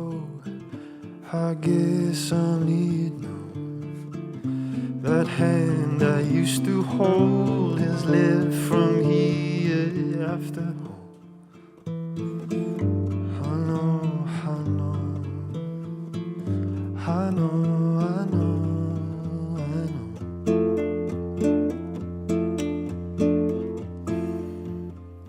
My dove flies.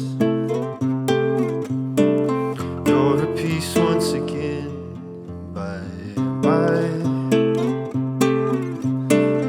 Leave your branch over there in my mind.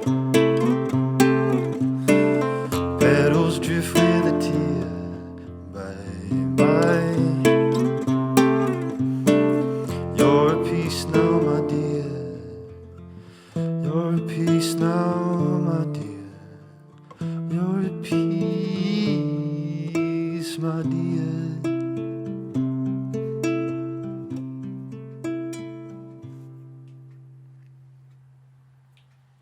Yeah. All right. Yeah.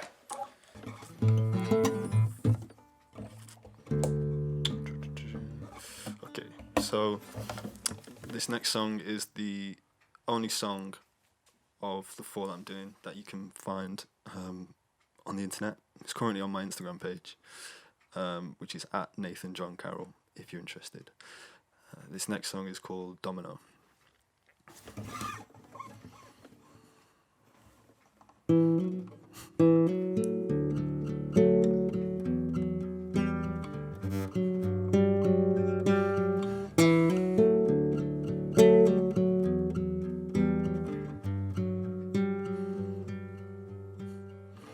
Every day I say goodbye, something new has just arrived. Brain can't seem to switch itself off and on. swinging my brain from the trees, trying to find some inner peace.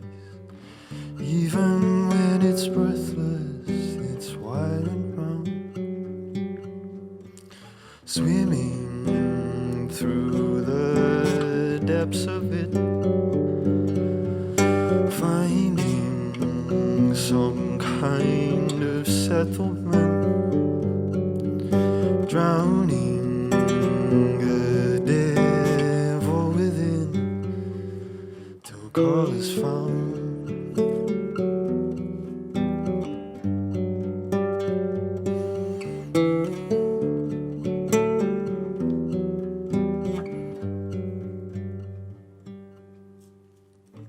Fight a battle just within, not a single way to win, just a fight that always seems to carry on. Maybe move away from it, settle on a piece of it, break it off one small little piece at a time. Swimming through the depths of it, finding some kind of settlement, drowning the devil within till call is found.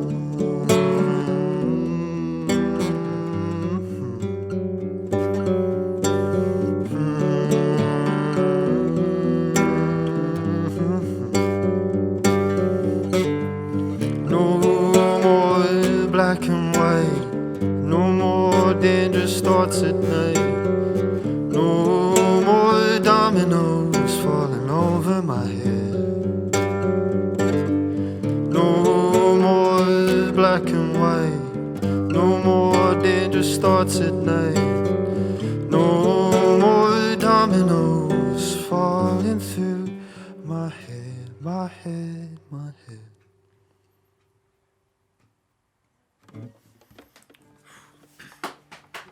Yeah. Woo. Thank you. Okay. So this last song is a very, very new song. It's called Puzzle at the minute, but any name suggestions are welcome.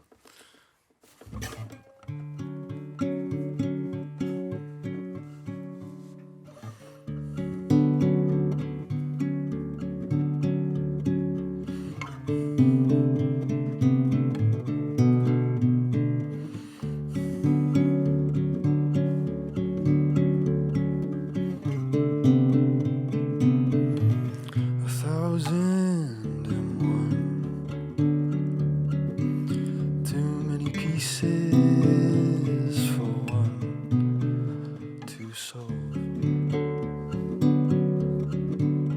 All alone, a box full of fun. A puzzle made to save an old friend's home. A shelf high up you'd never know. A box held up all on its own for once.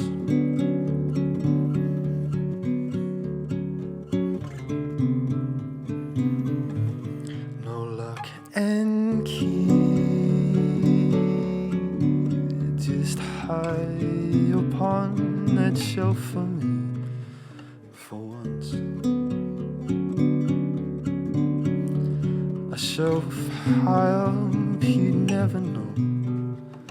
A box held up all on its own. I gave you all the pieces. Are you sure? A puzzle next door in pieces that you tried to solve. A puzzle left in a box on a shelf. We never knew which way this all would end.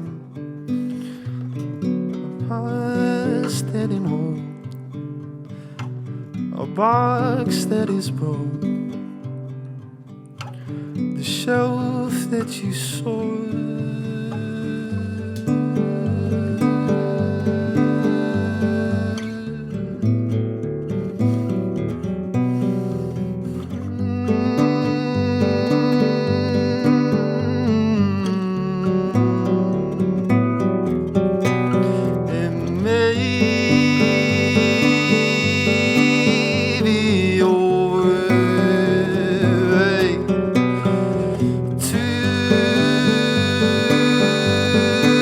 Stay out of sight. An old box is old to you.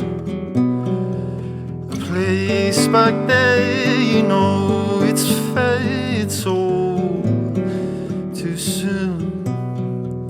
Home for you. Home.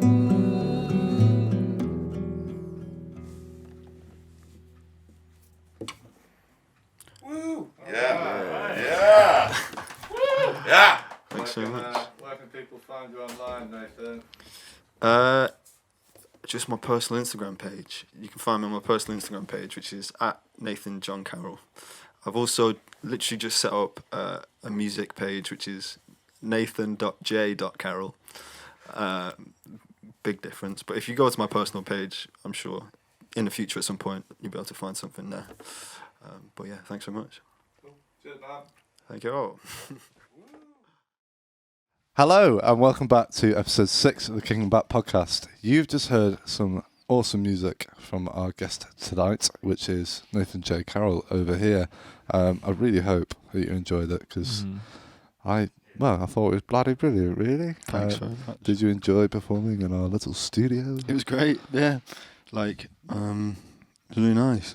It's like something I've always really wanted to do. Like, not lug a crap load of gear about. Was really refreshing, and just like being able to play and sing some songs. It was really nice. It was awesome, man. Let's talk about the songs a little bit. Do you want to just sort of take us through each one, maybe what they're about, or how you came about writing them? Yeah. So the first one that you heard was Double Take. That sort of came about from I sat with the guitar. I've got this Harmony acoustic guitar that's like my best mate at the minute, and it's I basically was just there. I was like, I'm going to write the hardest guitar part that I've ever played. It's like because I want to try and push myself. Yeah. So I think I wrote that song in wrote the guitar part like October, November time. Right. And was just like rinsing it, like trying to get this hand to figure out what to do. And then the lyrics sort of came from, I was just like walking through town a lot, and I kept like seeing faces or like the back of people's heads who I thought were people that I knew. Okay. I think it might have been because I've been like spending so much time by myself. I kept seeing people's heads. Oh, I know that, and then they'd turn around, it wasn't that person. And I'd see that same person again, and I'd be like, wait, no, it's not them either. And then I just sort of started to think loads about what that might mean. So that's where that song came from, basically. Nice, Then the next one, The Petal, that was, I'd just finished watching, what film was it? It was like Saving Private Ryan or something, like some World War II based film. And I'd also been listening to a lot of Rodrigo Amarante. And I was like just messing about with guitar parts that might sound a bit World War II-y or like Spanish-y, World War II. Like in my voice memos, it was called like the post-war waltz. Post-war waltz. And then then just started writing some lyrics about some stuff that was going through at the time, and that sort of came about that way. Yeah. Domino was a song that came off the back of That's really where I started like being like, oh, I actually enjoy it. It was the first song I finished in months, and it was about me trying to, like, I started having therapy, and it was about me started trying to figure out all of those things. It's like, because I think it can be a bit overwhelming when you go through therapy at first, to be like, I'm constantly thinking about all of these things and I'm analysing every aspect of my thought processes. Yeah. I'm trying to fix myself, basically, give myself more perspective and sort myself out. And the songwriting element of it was just like, well, if I can sort of do it through songwriting, that song's more about the idea of like sorting your head out, as opposed to like writing a song about something that it's like, you know, the typical thing of like, I'm going to write a song about my drug addiction, or like I'm going to write a song about this or whatever. And you through writing that song, you sort of almost therapize yourself, because you know, you're thinking about those things and you're like sorting it through. You might like through writing a metaphor that you're trying to hide the thing behind. you might sort something out, but that song was actually about the process of sorting my head out and going through therapy and how I was feeling about that, which was pretty cathartic to write that song.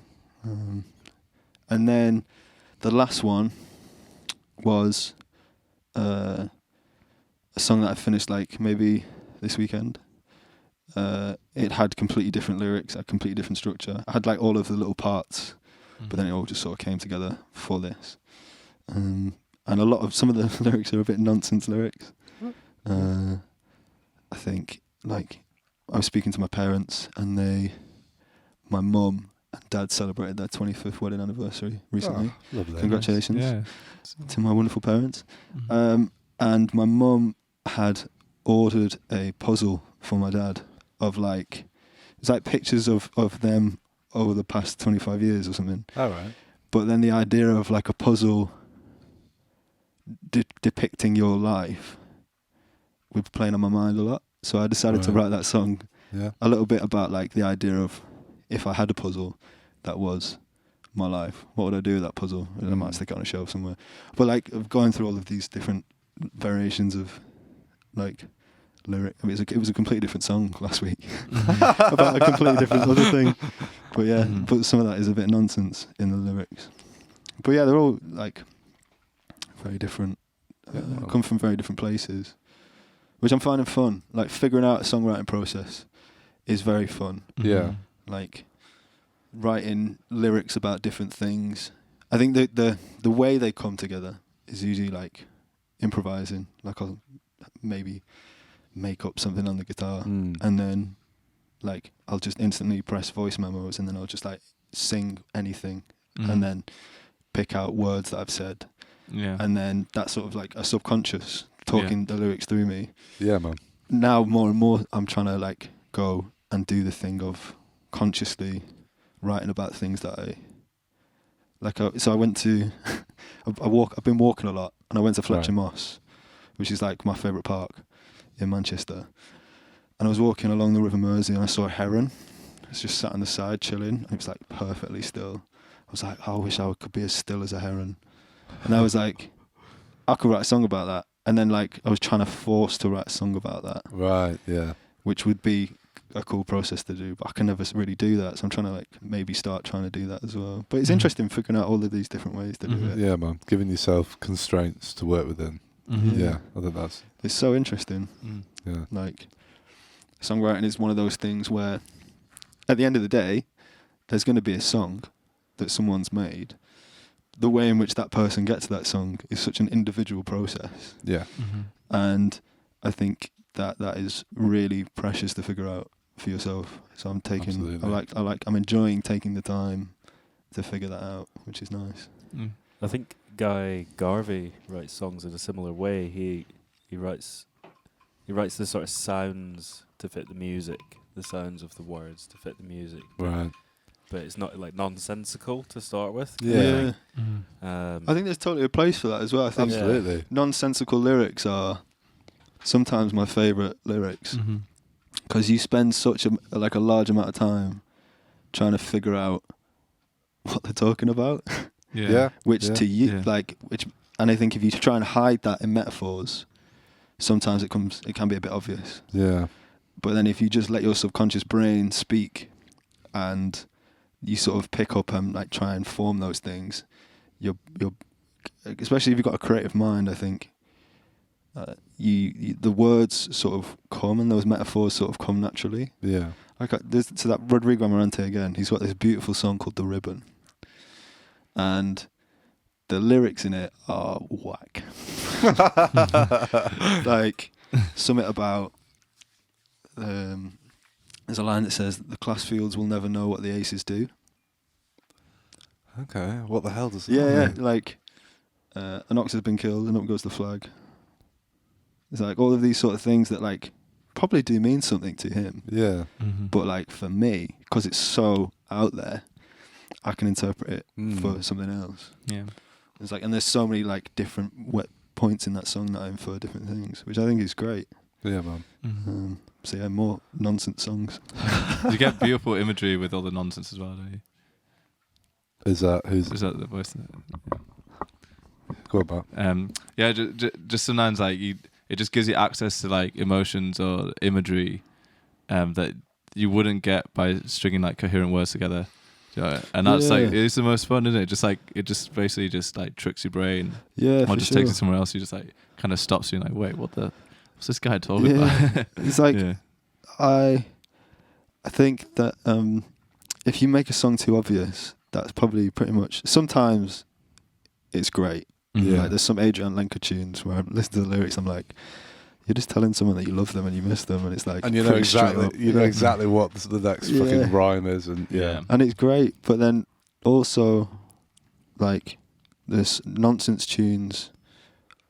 Have you listened to Nick Drake much? All the time. Yeah. That's a big fan. There's that Nick Drake tune off. I think it's 5 Leaves Left, and it's literally like the same guitar riff. It's like do do do do do do do do, and then he just like hums. It's like, it's like, and then he says 4 lines, and then I can't remember what it is, but it's like, but it's literally it's like one riff. He hums maybe like twice in the song and sings 4 lines, and that song says so much to me, more so than like someone writing, I loved you and then I missed you and then you were never there. You for left me. me. Oh my god. It's like, I get that. Okay, great, but like that doesn't do much for me. Yeah, I like the challenge of inferring what you're trying to mean. He's such a genius for that as well, man.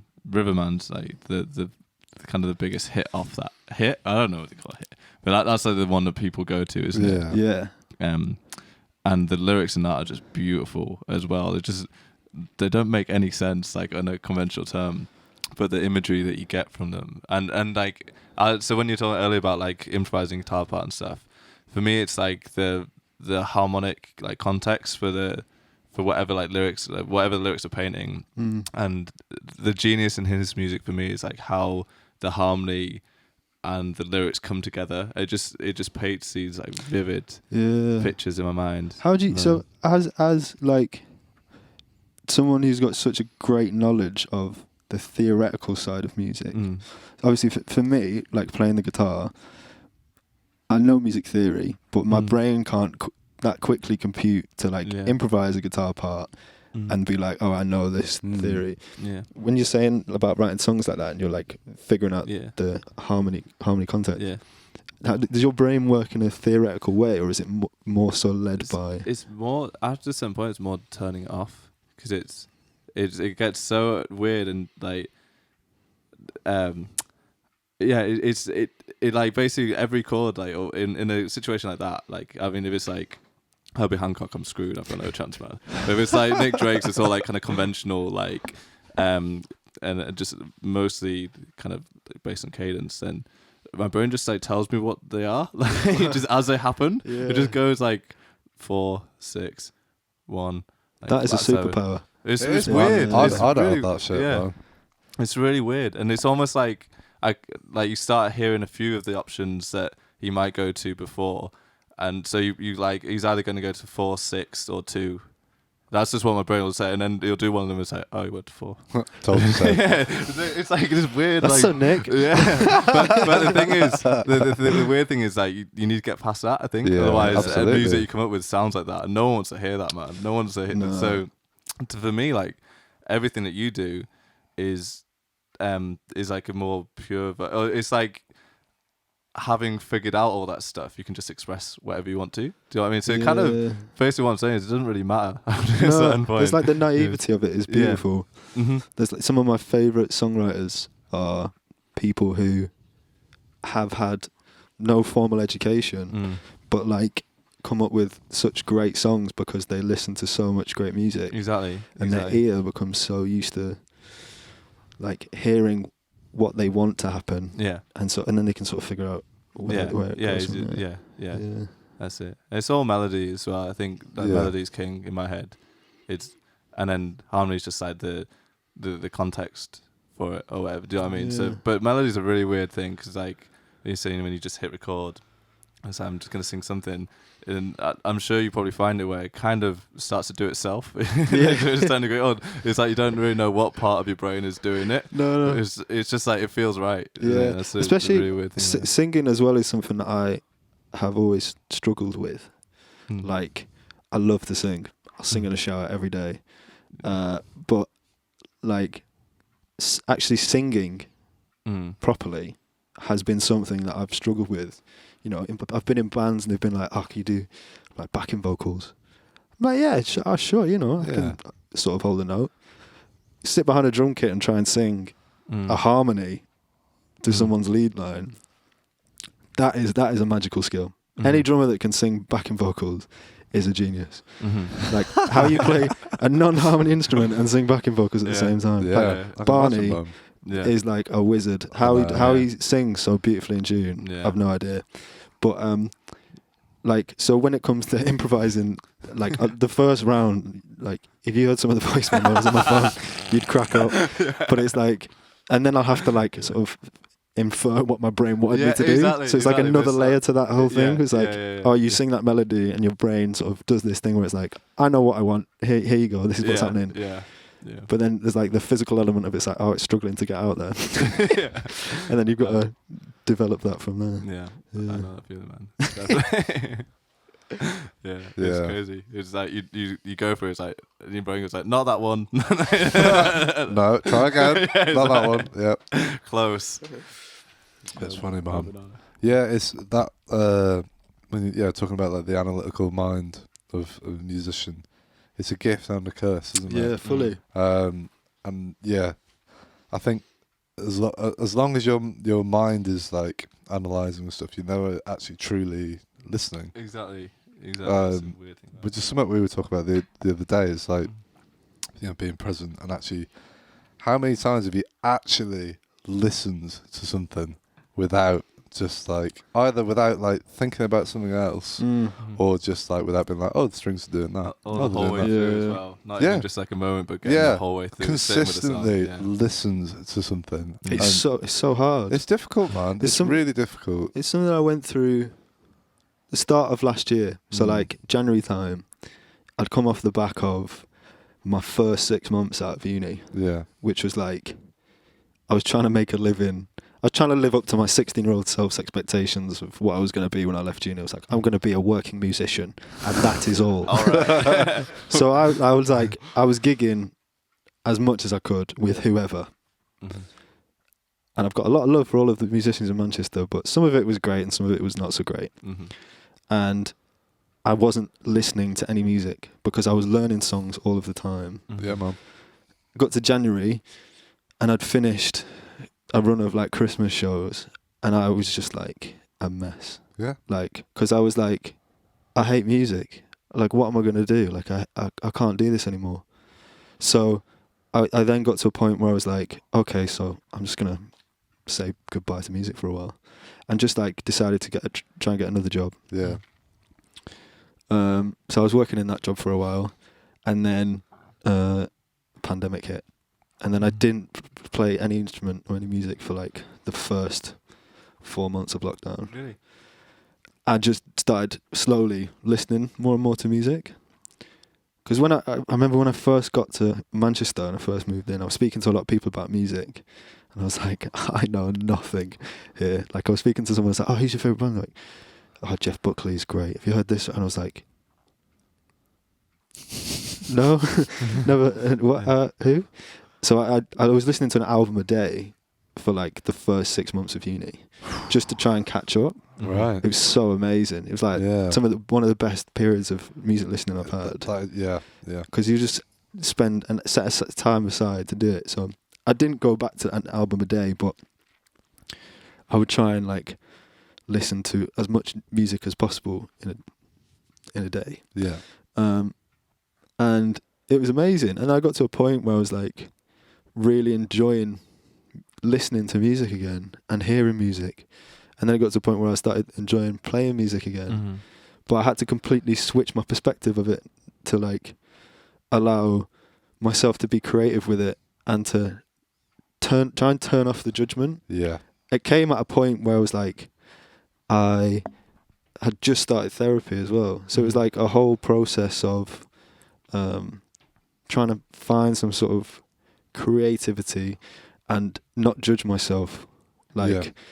So I started doing these videos that I've put up on my Instagram page where I was playing the drums, and then I'd like put the camera up, maybe put some mics up, and I'd just sit at a drum kit for like 5 minutes. I'd just hit it, do anything, do whatever.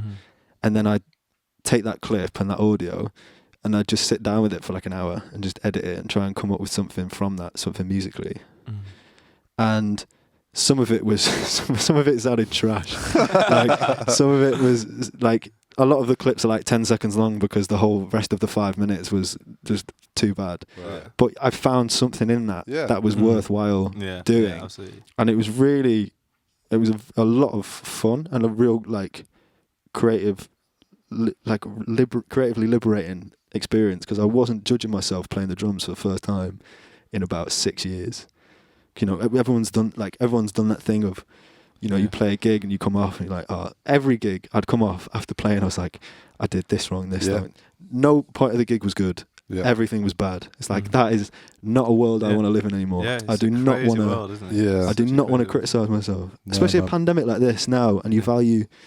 I'm missing playing for people so much. I got to the point where I would be in rehearsals and I'd be such a bad member of the band, not because I didn't know what was going on, but I'd play it and then I'd be criticising myself and I'd get in such a like crappy mood that I was just a bad influence in the bands and the projects I was in.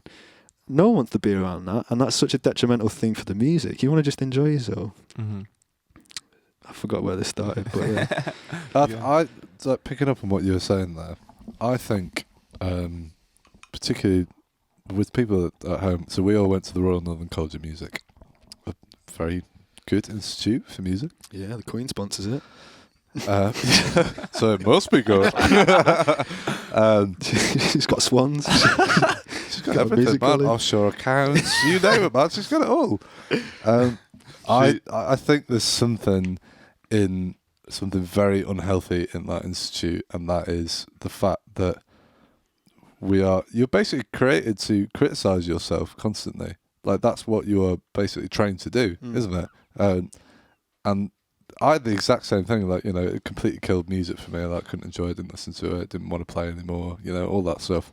But actually, coming back to it now, and like practicing and just looking at it in a different way, and from a more like aware perspective, and just like practicing. Like I've been like learning how to play piano, and just like enjoying the practice of just being completely there and not criticizing it. It's some of the most like therapeutic stuff that I've done. Yeah, and none of that is ever mentioned in college. Do you know what I mean? You are told constantly like you are not good enough, and it's like you do a performance and it's like, okay, this is what you did wrong. And it's like, oh, you get an occasional like, you know, nice mark. For me, not as bad. But like it's so unhealthy for your mindset. And then they set these people out into the world, these musicians, is like, go and get a job. It's like, how how are you ever meant to create a sustainable career where you're basically like the thing that you are doing, you are just constantly against yourself. Criticizing. Yeah. So you watch, like, I see bands, like I watched Idols. They had like a series of videos on YouTube or whatever. Them guys are great. Like, they're in their 30s, mid-30s, and they've been doing this for years. Yeah. At no point did they go, oh, I don't think we're good enough. Or like, they just like, we're great, we're going to get better. Like, I just want to get better. At no point is it's like, I didn't play that. I was like sweating too much, so I missed that little run. Oh, what a shame. It's like, I hate when that happens. come on, like, what is it about? There's like a competitiveness to it. It's so unhealthy, man. That is like really dangerous. There's also like a thing that happens when you are directly compared to someone is that you instantly criticize yourself. Absolutely. And the amount of people I know with such low self-esteem off the back of, like, myself included, I was absolutely broken. Like, had an amazing time, like, learned so much, amazing teachers. But I think it's the same for every music education. It fleets on such a dangerous line, because how do you mark a creative subject? It's subjective. Like, it's so subjective. Yeah. Like, I might like a song for 10 different reasons. Those 10 reasons are the reasons that you think it's a bad song. Yeah. And it's like, you can't monitor that, and you can't mark that, because you just like, imagine if like, Bob Dylan's the go-to one, isn't he? Like, Bob Dylan was on the X Factor or whatever. But like, imagine if Bob Dylan went to music college and someone was telling him for his formative years, that song isn't good enough because it doesn't fit the structure of what it should do. And your timing's not, and you're not quite in tune there. Yeah, your it's guitar like the playing amount could of be better. that guy put out so much music, just like with blissful ignorance. And then Absolutely. like, it's like what? There's definitely something I think it needs to change as a whole within music education. Yeah. I was actually speaking to my dad about this. Okay. So I started teaching drums last September, and I was dead nervous.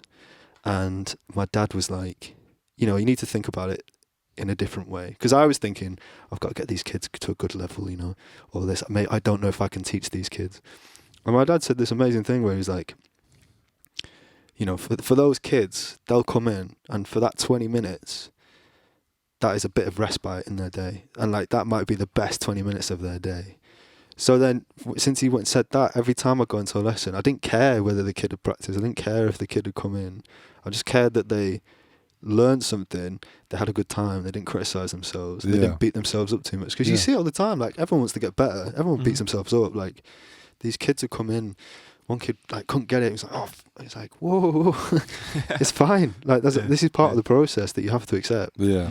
Like, and not let it control you, because it's such a dangerous thing. It is, man. It is. I think, and also, like, you know, like I said, like, the institution of music education, obviously it's a wonderful thing, but I feel like as soon as you get to like the trying to like put it out in like a syllabus or something like that, you're completely missing like the whole point of it. Yeah, it's so like, true.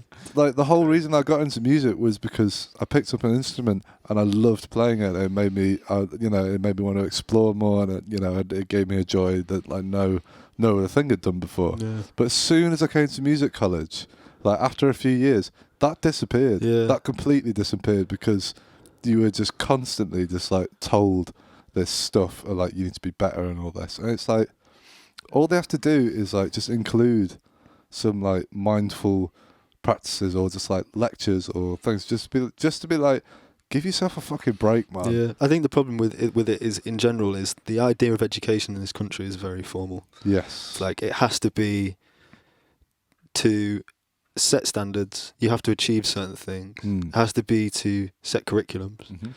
There has to be an exam period to fit in with the year, so then you can progress to another year. Like, there's all these sort of rules set in place that you get no chance to have any sort of life skills lessons. Like, the amount of stuff I learned, like, when I was 16, I joined a band with a friend from school, and they were like, me, there was a guy called Darcy, a guy called Connor, and a guy called Dale, and we used to like go play in this practice room every Friday or whatever, and we just used to like learn songs and play tunes. I learned so much more in those practice rooms about life and about music than I'd learned from anything else in my education before that.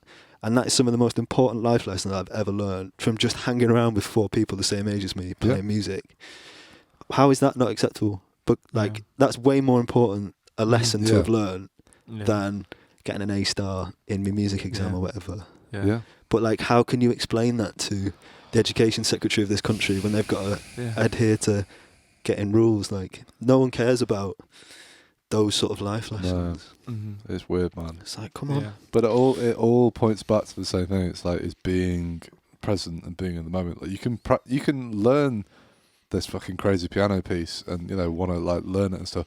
But it's like doing it in a way like the system can work. Do you know what I mean? It can work in a healthy way, but it's like giving people the tools to do it in a way that's not going to be like a detriment to the mental health. Do you know what I mean? Sure.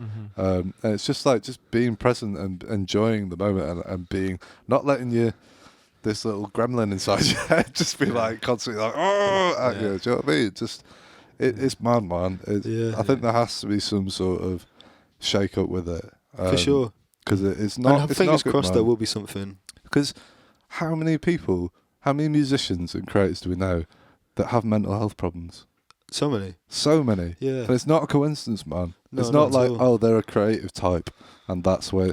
No. There's a conditioned, thing to it as well. Obviously, some people are more... Their brains work in a certain type of way, but, like, we can push away from that and, like, give people the tools to be able to deal and learn in a way that's healthy, but we just don't for some reason. I think for me in particular, realising that the perspective I had wasn't healthy in the first place was massive. Yeah.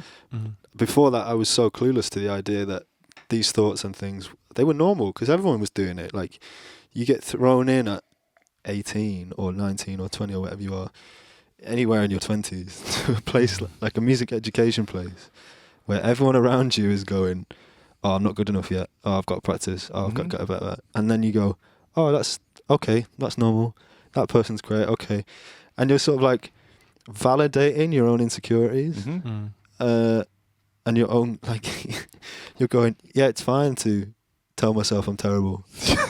Yeah. It's like, I need, yeah. Oh, the man. way the thing your mind does is it's like, well, it'll be fine once I'm not terrible. Yeah. As if it's like there's a point, yeah, there's a yeah, goal. exactly. It's like, when I get to here, oh boy, and then that's it's gonna be like, great. then I'll finally let myself be happy and content with what's going on Yeah. right now. It's crazy. My mum always used to say to me, like, I'd come off from gigs and she'd be there and she'd be like, that was amazing, that was wicked. I was like, it was crappy, Yeah. It's like, actually, yeah, it was pretty good.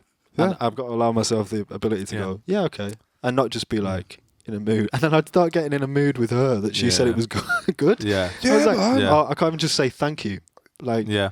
why can't you just say thank you? Yeah. It And gets just to accept a it. point where you are so used to criticizing yourself. When somebody compliments you, you don't know how to fucking take deal it. with it. No, man. no. It's crazy.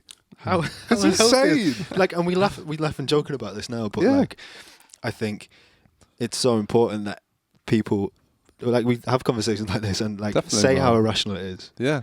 because a lot of people don't actually realise, Yeah. and no one tells you because you get so conditioned and so used to it. Yeah. It's it's baffling. It's crazy, man. But it starts with the education. It starts with talking about it as like a main subject from the moment people join a place like that. Be like, obviously, like, you all want to get into music, but here's the reality of it. Like, here's how it affects your mental health. If you feel like it's a competition, which everyone does, myself included. I thought, like, I'm only going to be content once, in the eyes of everyone else, I've made something of my musical career. And, like, to be honest, at this point, I wouldn't really care if I did a gig like 3 people and maybe one dude was listening, was like, right on. I'd be like, That's awesome. Because to me, but it's taken me this long to realise that. It's taken me this, like, my first few years out of uni, every single gig I was the exact same as you, just beating myself over. Someone said something was good, I just want to tell them why they were wrong. It's absolute madness, man. You're defending your own Now you're wrong because Yeah. I was bad. Yeah, exactly. And it's like, that just shows that you don't know anything because it was bad. Yeah. And then you start. I found myself. Maybe this is just the person that I am, which might be quite bad. But I found myself like, if someone would come up to me and say, "Oh, that was good," I'd be like, "Well, you're obviously not that good a musician." It's like, what's going on there? Man, Like, no, I've been there, the man. sass. Yeah. Completely. Yeah. Like, It's like, I had you it's fooled. horrible. Yeah. I remember like as. Yeah, they're just being nice, man. No, you don't know what you're talking about. But I remember coming to music college, and I came here because I had friends who I'd met who were a few years older than me who came to college, and they ended up doing really great things, like really big gigs, like massive gigs. And there's a lot of people I've met who've done massive gigs, and you sort of look at them and you're like, wow, that's what I always wanted to do when I was like 15, 16. I wanted to do those arena tours. I wanted to play those things. And those people are smashing it. They're doing amazing. But there was a point where I was like, actually, I don't care about that anymore. Like speaking to those people about music, a lot of them who found themselves in those positions, I think, were in it for a different reason than I was in it. And it took so long to accept the reason I was in it was because like I enjoyed the art of it. And I didn't want to sell myself short to do all of those other things. I'm not saying that those people have sold themselves short, but like personally for me, it wasn't something I was interested in doing. Yeah. I didn't want to wear a leather jacket, and I didn't want to play a band that I didn't enjoy playing the music to. Yeah, man. Yeah. But maybe if I did, and then maybe I'd be in a different situation. But those people who enjoy doing that, that's music for them. That's the thing I realised. There was like, there's so many different avenues of musician. And for some people, the music college thing fits. Like, their avenue is like, get really technically amazing because they really enjoy the technical challenge. And then find any sort of route in order to pursue music to the level of which they want to pursue it. And that's amazing. And you see so many success stories through the college of people like that who, like, we've all seen, and they're doing amazing things. But then there's also this other thing of like, actually, I only want to play music that I enjoy playing. And like, maybe that isn't as financially successful. But then you start to see, like, I've got friends' bands who are doing making amazing music and just doing exactly what they want. And it's starting to pay off now. Yeah. Like, it's and it's really empowering to see people do that. And I think that once that starts to change and people start seeing that there's different options, like you don't have to do this one set thing. Yeah. You can do music that you want and it can be viable. Exactly. I think once the whole culture of everything changes, maybe there'll be a healthier mindset for a lot of people. I hope so, man. And that honesty in music is usually that ends up drawing people in regardless, like whether you want it to or not. Like just being, and again, like you said, it's not like either one of them's right or wrong, whether it's an arena tour or whatever. Like, as long as it's honest, you could be playing like folk to 3 old dudes and a dog, and it could still be not honest and still be forced. You know, it works both ways. You see what I mean? And then, by the way, then you're really losing out in that situation if you still feel like a sellout. But do you see what I mean? This guy in the corner really wants to hear this. Like, exactly.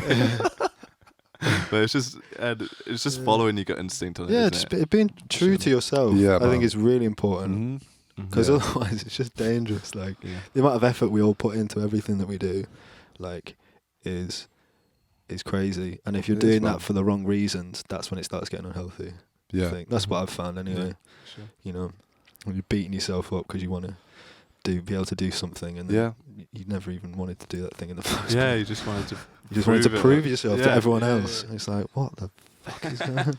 It's crazy, man. I hope people at home, if you are musicians or creatives, and if you feel the same way, I hope this discussion is helpful to you in some sort of way, because I think it's something that needs to be talked about. I think it's very important, especially for people coming to this city through the same way that we all came to this city. A lot of them will face the same situation, and a lot of them, like I know when I came here, the first thing I was doing was checking out who went to the place we went to and what they were doing. and then you meet them in person and you hang out with them and you have conversations with them. I think for those people, it's really important to get that perspective instantly of like, okay. I think for a lot of people who've started after I went there, you can see that, and they're just doing their own thing, and they're happy, and they're doing amazing off the back of that. And I think that is super important. I think these sort of conversations are. I mean, that's the typical podcast thing to say, isn't it? These sort of conversations are really important. You know, this is the place that you want to hear these conversations. It's true, man.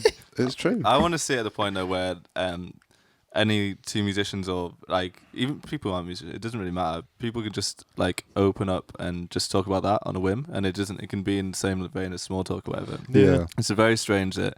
I mean, obviously, this is like right time to start talking about it because clearly we all have strong opinions on it. We've all felt it, you know, and that's sort of it. As soon as it comes up, people want to talk about it. But it'd be great that it doesn't have to be like a built-up thing to talk to. It could just be, you could talk to it like with a stranger. You could just express it, you know. I think because people have had the time to be spacious, or they've had the time of nothingness. It gives them time to be reflective and sort of look and I hope people are like looking at their own behaviours and stuff. I had a bit of a wobble recently, and like I analysed my behaviour, and it's been so irrational and unhealthy for the longest of times. And it was making me miserable, and I didn't even know I was miserable. Do you know what I mean? I thought like this is what life is. This is what, you know, and it's crazy, man. And I hope that people are more willing to talk about it because everyone has it. Everyone has it. Yeah. So I remember, like, I basically effectively had a breakdown last year, and was just like, all over the place. Like, I was having panic attacks most days. I was like really depressed, like to the point of like really unhealthy thinking. And the thing I found really helpful was like I spoke to a few close friends, and I realised that I wasn't in a good place. But up until that point, I had no idea that I wasn't in a good place. I was just existing, but things weren't going well. But I didn't realise that it was my brain that there was the issue, and my own perspective of myself that was the issue.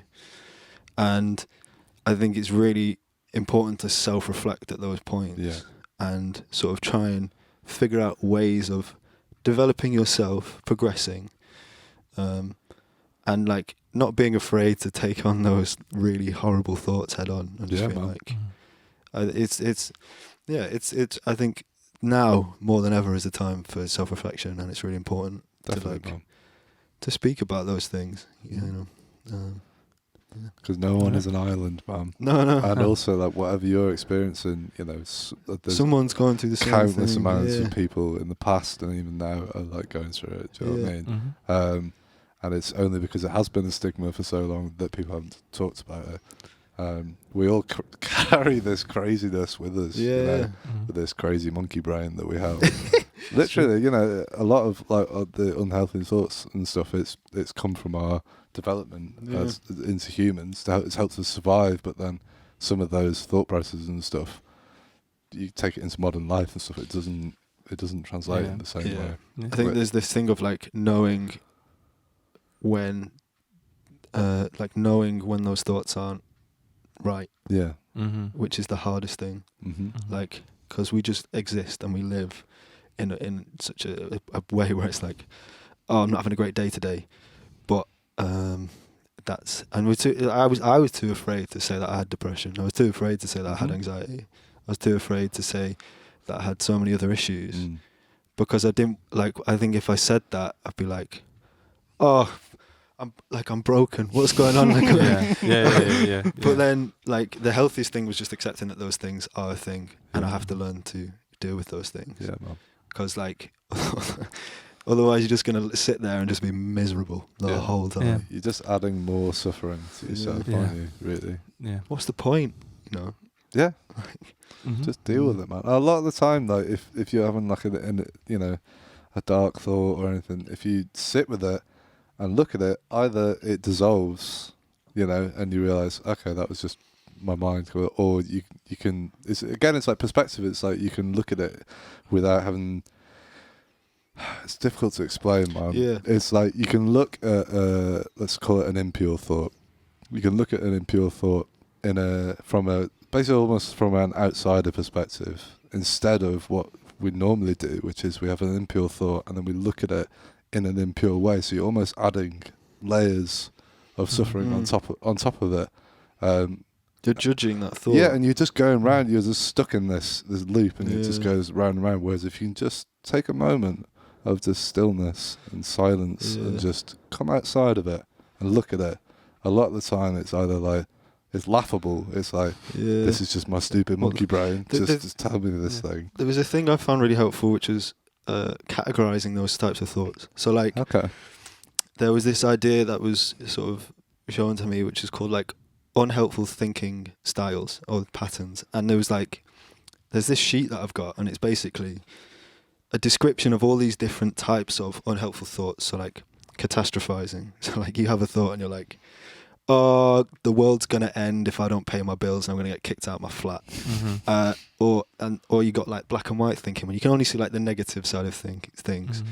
And there was like mirroring. So like every time someone says good, you're only seeing the bad. All these sorts of different things. And there's like a list of about 10, 15 of them or whatever. And I spent a long amount of time, every time I'd get one of those unhelpful thoughts, I'd get a book out and I'd write down, I'd try and categorize the type of thought that it was and which of these fields it would fit into, and then try and figure out where that thought came from. So like go through, so like say, I was worrying about the council tax, or like I've not paid it yet. Yeah. And then all of these different thoughts, sifting through that, rationalizing it, and then at the end of it you'd sort of find this like rule. I always found like I should or I must do this thing, like, or like I shouldn't do this because if I do I'll upset the council, like various different, and then you take that rule and you put that on trial and you sort of like try and rationalize that rule. So like, what are the good parts and the bad parts of that? For example, so like I was going, so say I was at home with my parents and I didn't want to have like dinner at 5 o'clock. I wanted to have it at 7 o'clock or whatever. But I didn't want to tell them. And in my head, I was going like, this is how, like, the type of irrational thought I was having was like, if I say that I don't want dinner, then I'll upset them and they'll get offended, and then this will like it'll lead, and then we'll have a massive fight. And you just like, what? So then I put down that thought, and then I put, I mustn't upset my mum, and then I put that on trial. And it's like, well, if I upset her, that's awful because she's my mum, I love her, and like that's really bad. But then if I do, I sort of set boundaries for myself and I set limitations and I stand my own ground and I have my own say, which is so powerful. Right. But that whole process was something I went through, and I'm still going through the past 6 months, like taking those types of thoughts and putting them into these sort of manageable things to give myself the perspective to sort of go, oh, because I couldn't do that thing of like that thought and then looking at it from an outside perspective. I just couldn't hack it. I couldn't do it at the time. But then taking those thoughts into these sort of manageable categories and going, actually that thought is irrational because it's I'm just like catastrophizing things and it's not great. That's the most helpful thing I've learned. Yeah, it's really interesting. Yeah, wow. We went a whole hog on this one. Yeah, man. It's good stuff though. If anyone at home is, feeling the same sort of way, we're always open for discussion. So you can message us on our social chats. I'm happy to discuss with you. Nathan, if you're comfortable with people talking, yeah, 100%. if you want to talk to Nathan, you can find him on his social media. Any of this sort of stuff is important to talk about because you're not alone. You are not alone. You're not alone. What? That's a fucking tune. That's a fucking banger, man. How we do for time? We're doing well, man. We're doing well. I feel like, just out of interest, for people that are watching live on Twitch, have we had any questions for anyone, or is it just people just talking amongst themselves? No, it was just Ellen at the Ellen at the start said, "Love you, Nene." Oh, cheers, Ellen. Oh, that's lovely. That was about 2 and a bit hours. She's nice probably to know. not Sorry, even Ellen. watching anymore. I think that's probably a good point to wrap it up, I think. So, Nathan, for people that want to check out your music in Camera 2, tell them where they can find you. At the minute, there's no music. There's one video on my Instagram, which is at Nathan John Carroll. But there will soon be some music, maybe, if in the near future. Fingers crossed. I'm sort of taking my time with it. Yeah, But man. at Nathan.j.carroll is like a new Instagram page I've set up to dedicate a space to some music that I might make. That will hopefully come soon. All right. There's a lot of maybes. I feel like that's it's a bit of a get out. It's Well, like if- maybe there will be this thing at some point. That might happen. Perhaps. We'll see. Maybe. No, there'll be some stuff Yeah, there man. Cool. Yeah. at some point. Of course, you'll be able to check out Nathan's performance back on our YouTube channel. Camera 1, please. There we go. Of course, you'll be able to watch Nathan's performance back on our YouTube channel, on our RecRooms YouTube channel, which you should subscribe to because we're going to be having new stuff every week. People that are watching this live on the internet, thank you for joining in. It's been a lovely, very lovely discussion about many different things. People that are listening online, hello. Thank you for listening online. You're lovely, lovely people. I love you all very much. And I hope that you found this discussion interesting and helpful. Please subscribe on whatever podcast app that is you're using. Follow us on YouTube. We're going to be having Sean Rogan in next week, I believe, because he's releasing some new music. So we're going to get some of that. Also, just while we're here, if you guys have got any recommendations for artists that we should be checking out, please do let us know because I'm always intrigued to get people and put them in the sweet spotlight. You know, I've got so many. Have you? Yeah. Oh, we'll talk about that afterwards. But yeah, thank you so much for watching, listening, wherever you are. I hope you have a lovely day, evening, and we will see you again next week. Nathan, if you could sum this podcast up in 3 words, what would it be?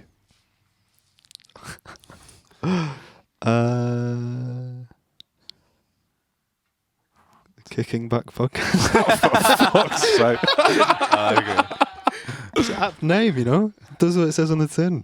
Okay. I felt like I kicked back. I felt like it was a podcast. Did you feel chilled and kicked back? Yeah, it was and, great. it I feel was- like a really great conversation. Yeah, man. Really chill. It's nice to have actual conversation with people Yes. that isn't, just drunk slur Exactly. Yeah. over, Over Zoom. Real. Another thing. And Matthew, 3 words Um, to sum up this podcast. Nathan's music rocks. Oh, That's a little sweet. cop out. that's nice. Cheers. I'm going to say wholesome and awesome. The 2 sons.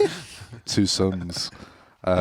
Yeah, thank you all very much for watching, listening, wherever you are, and we'll see you again next week. All right. Yeah, see you soon. Goodbye. Bye.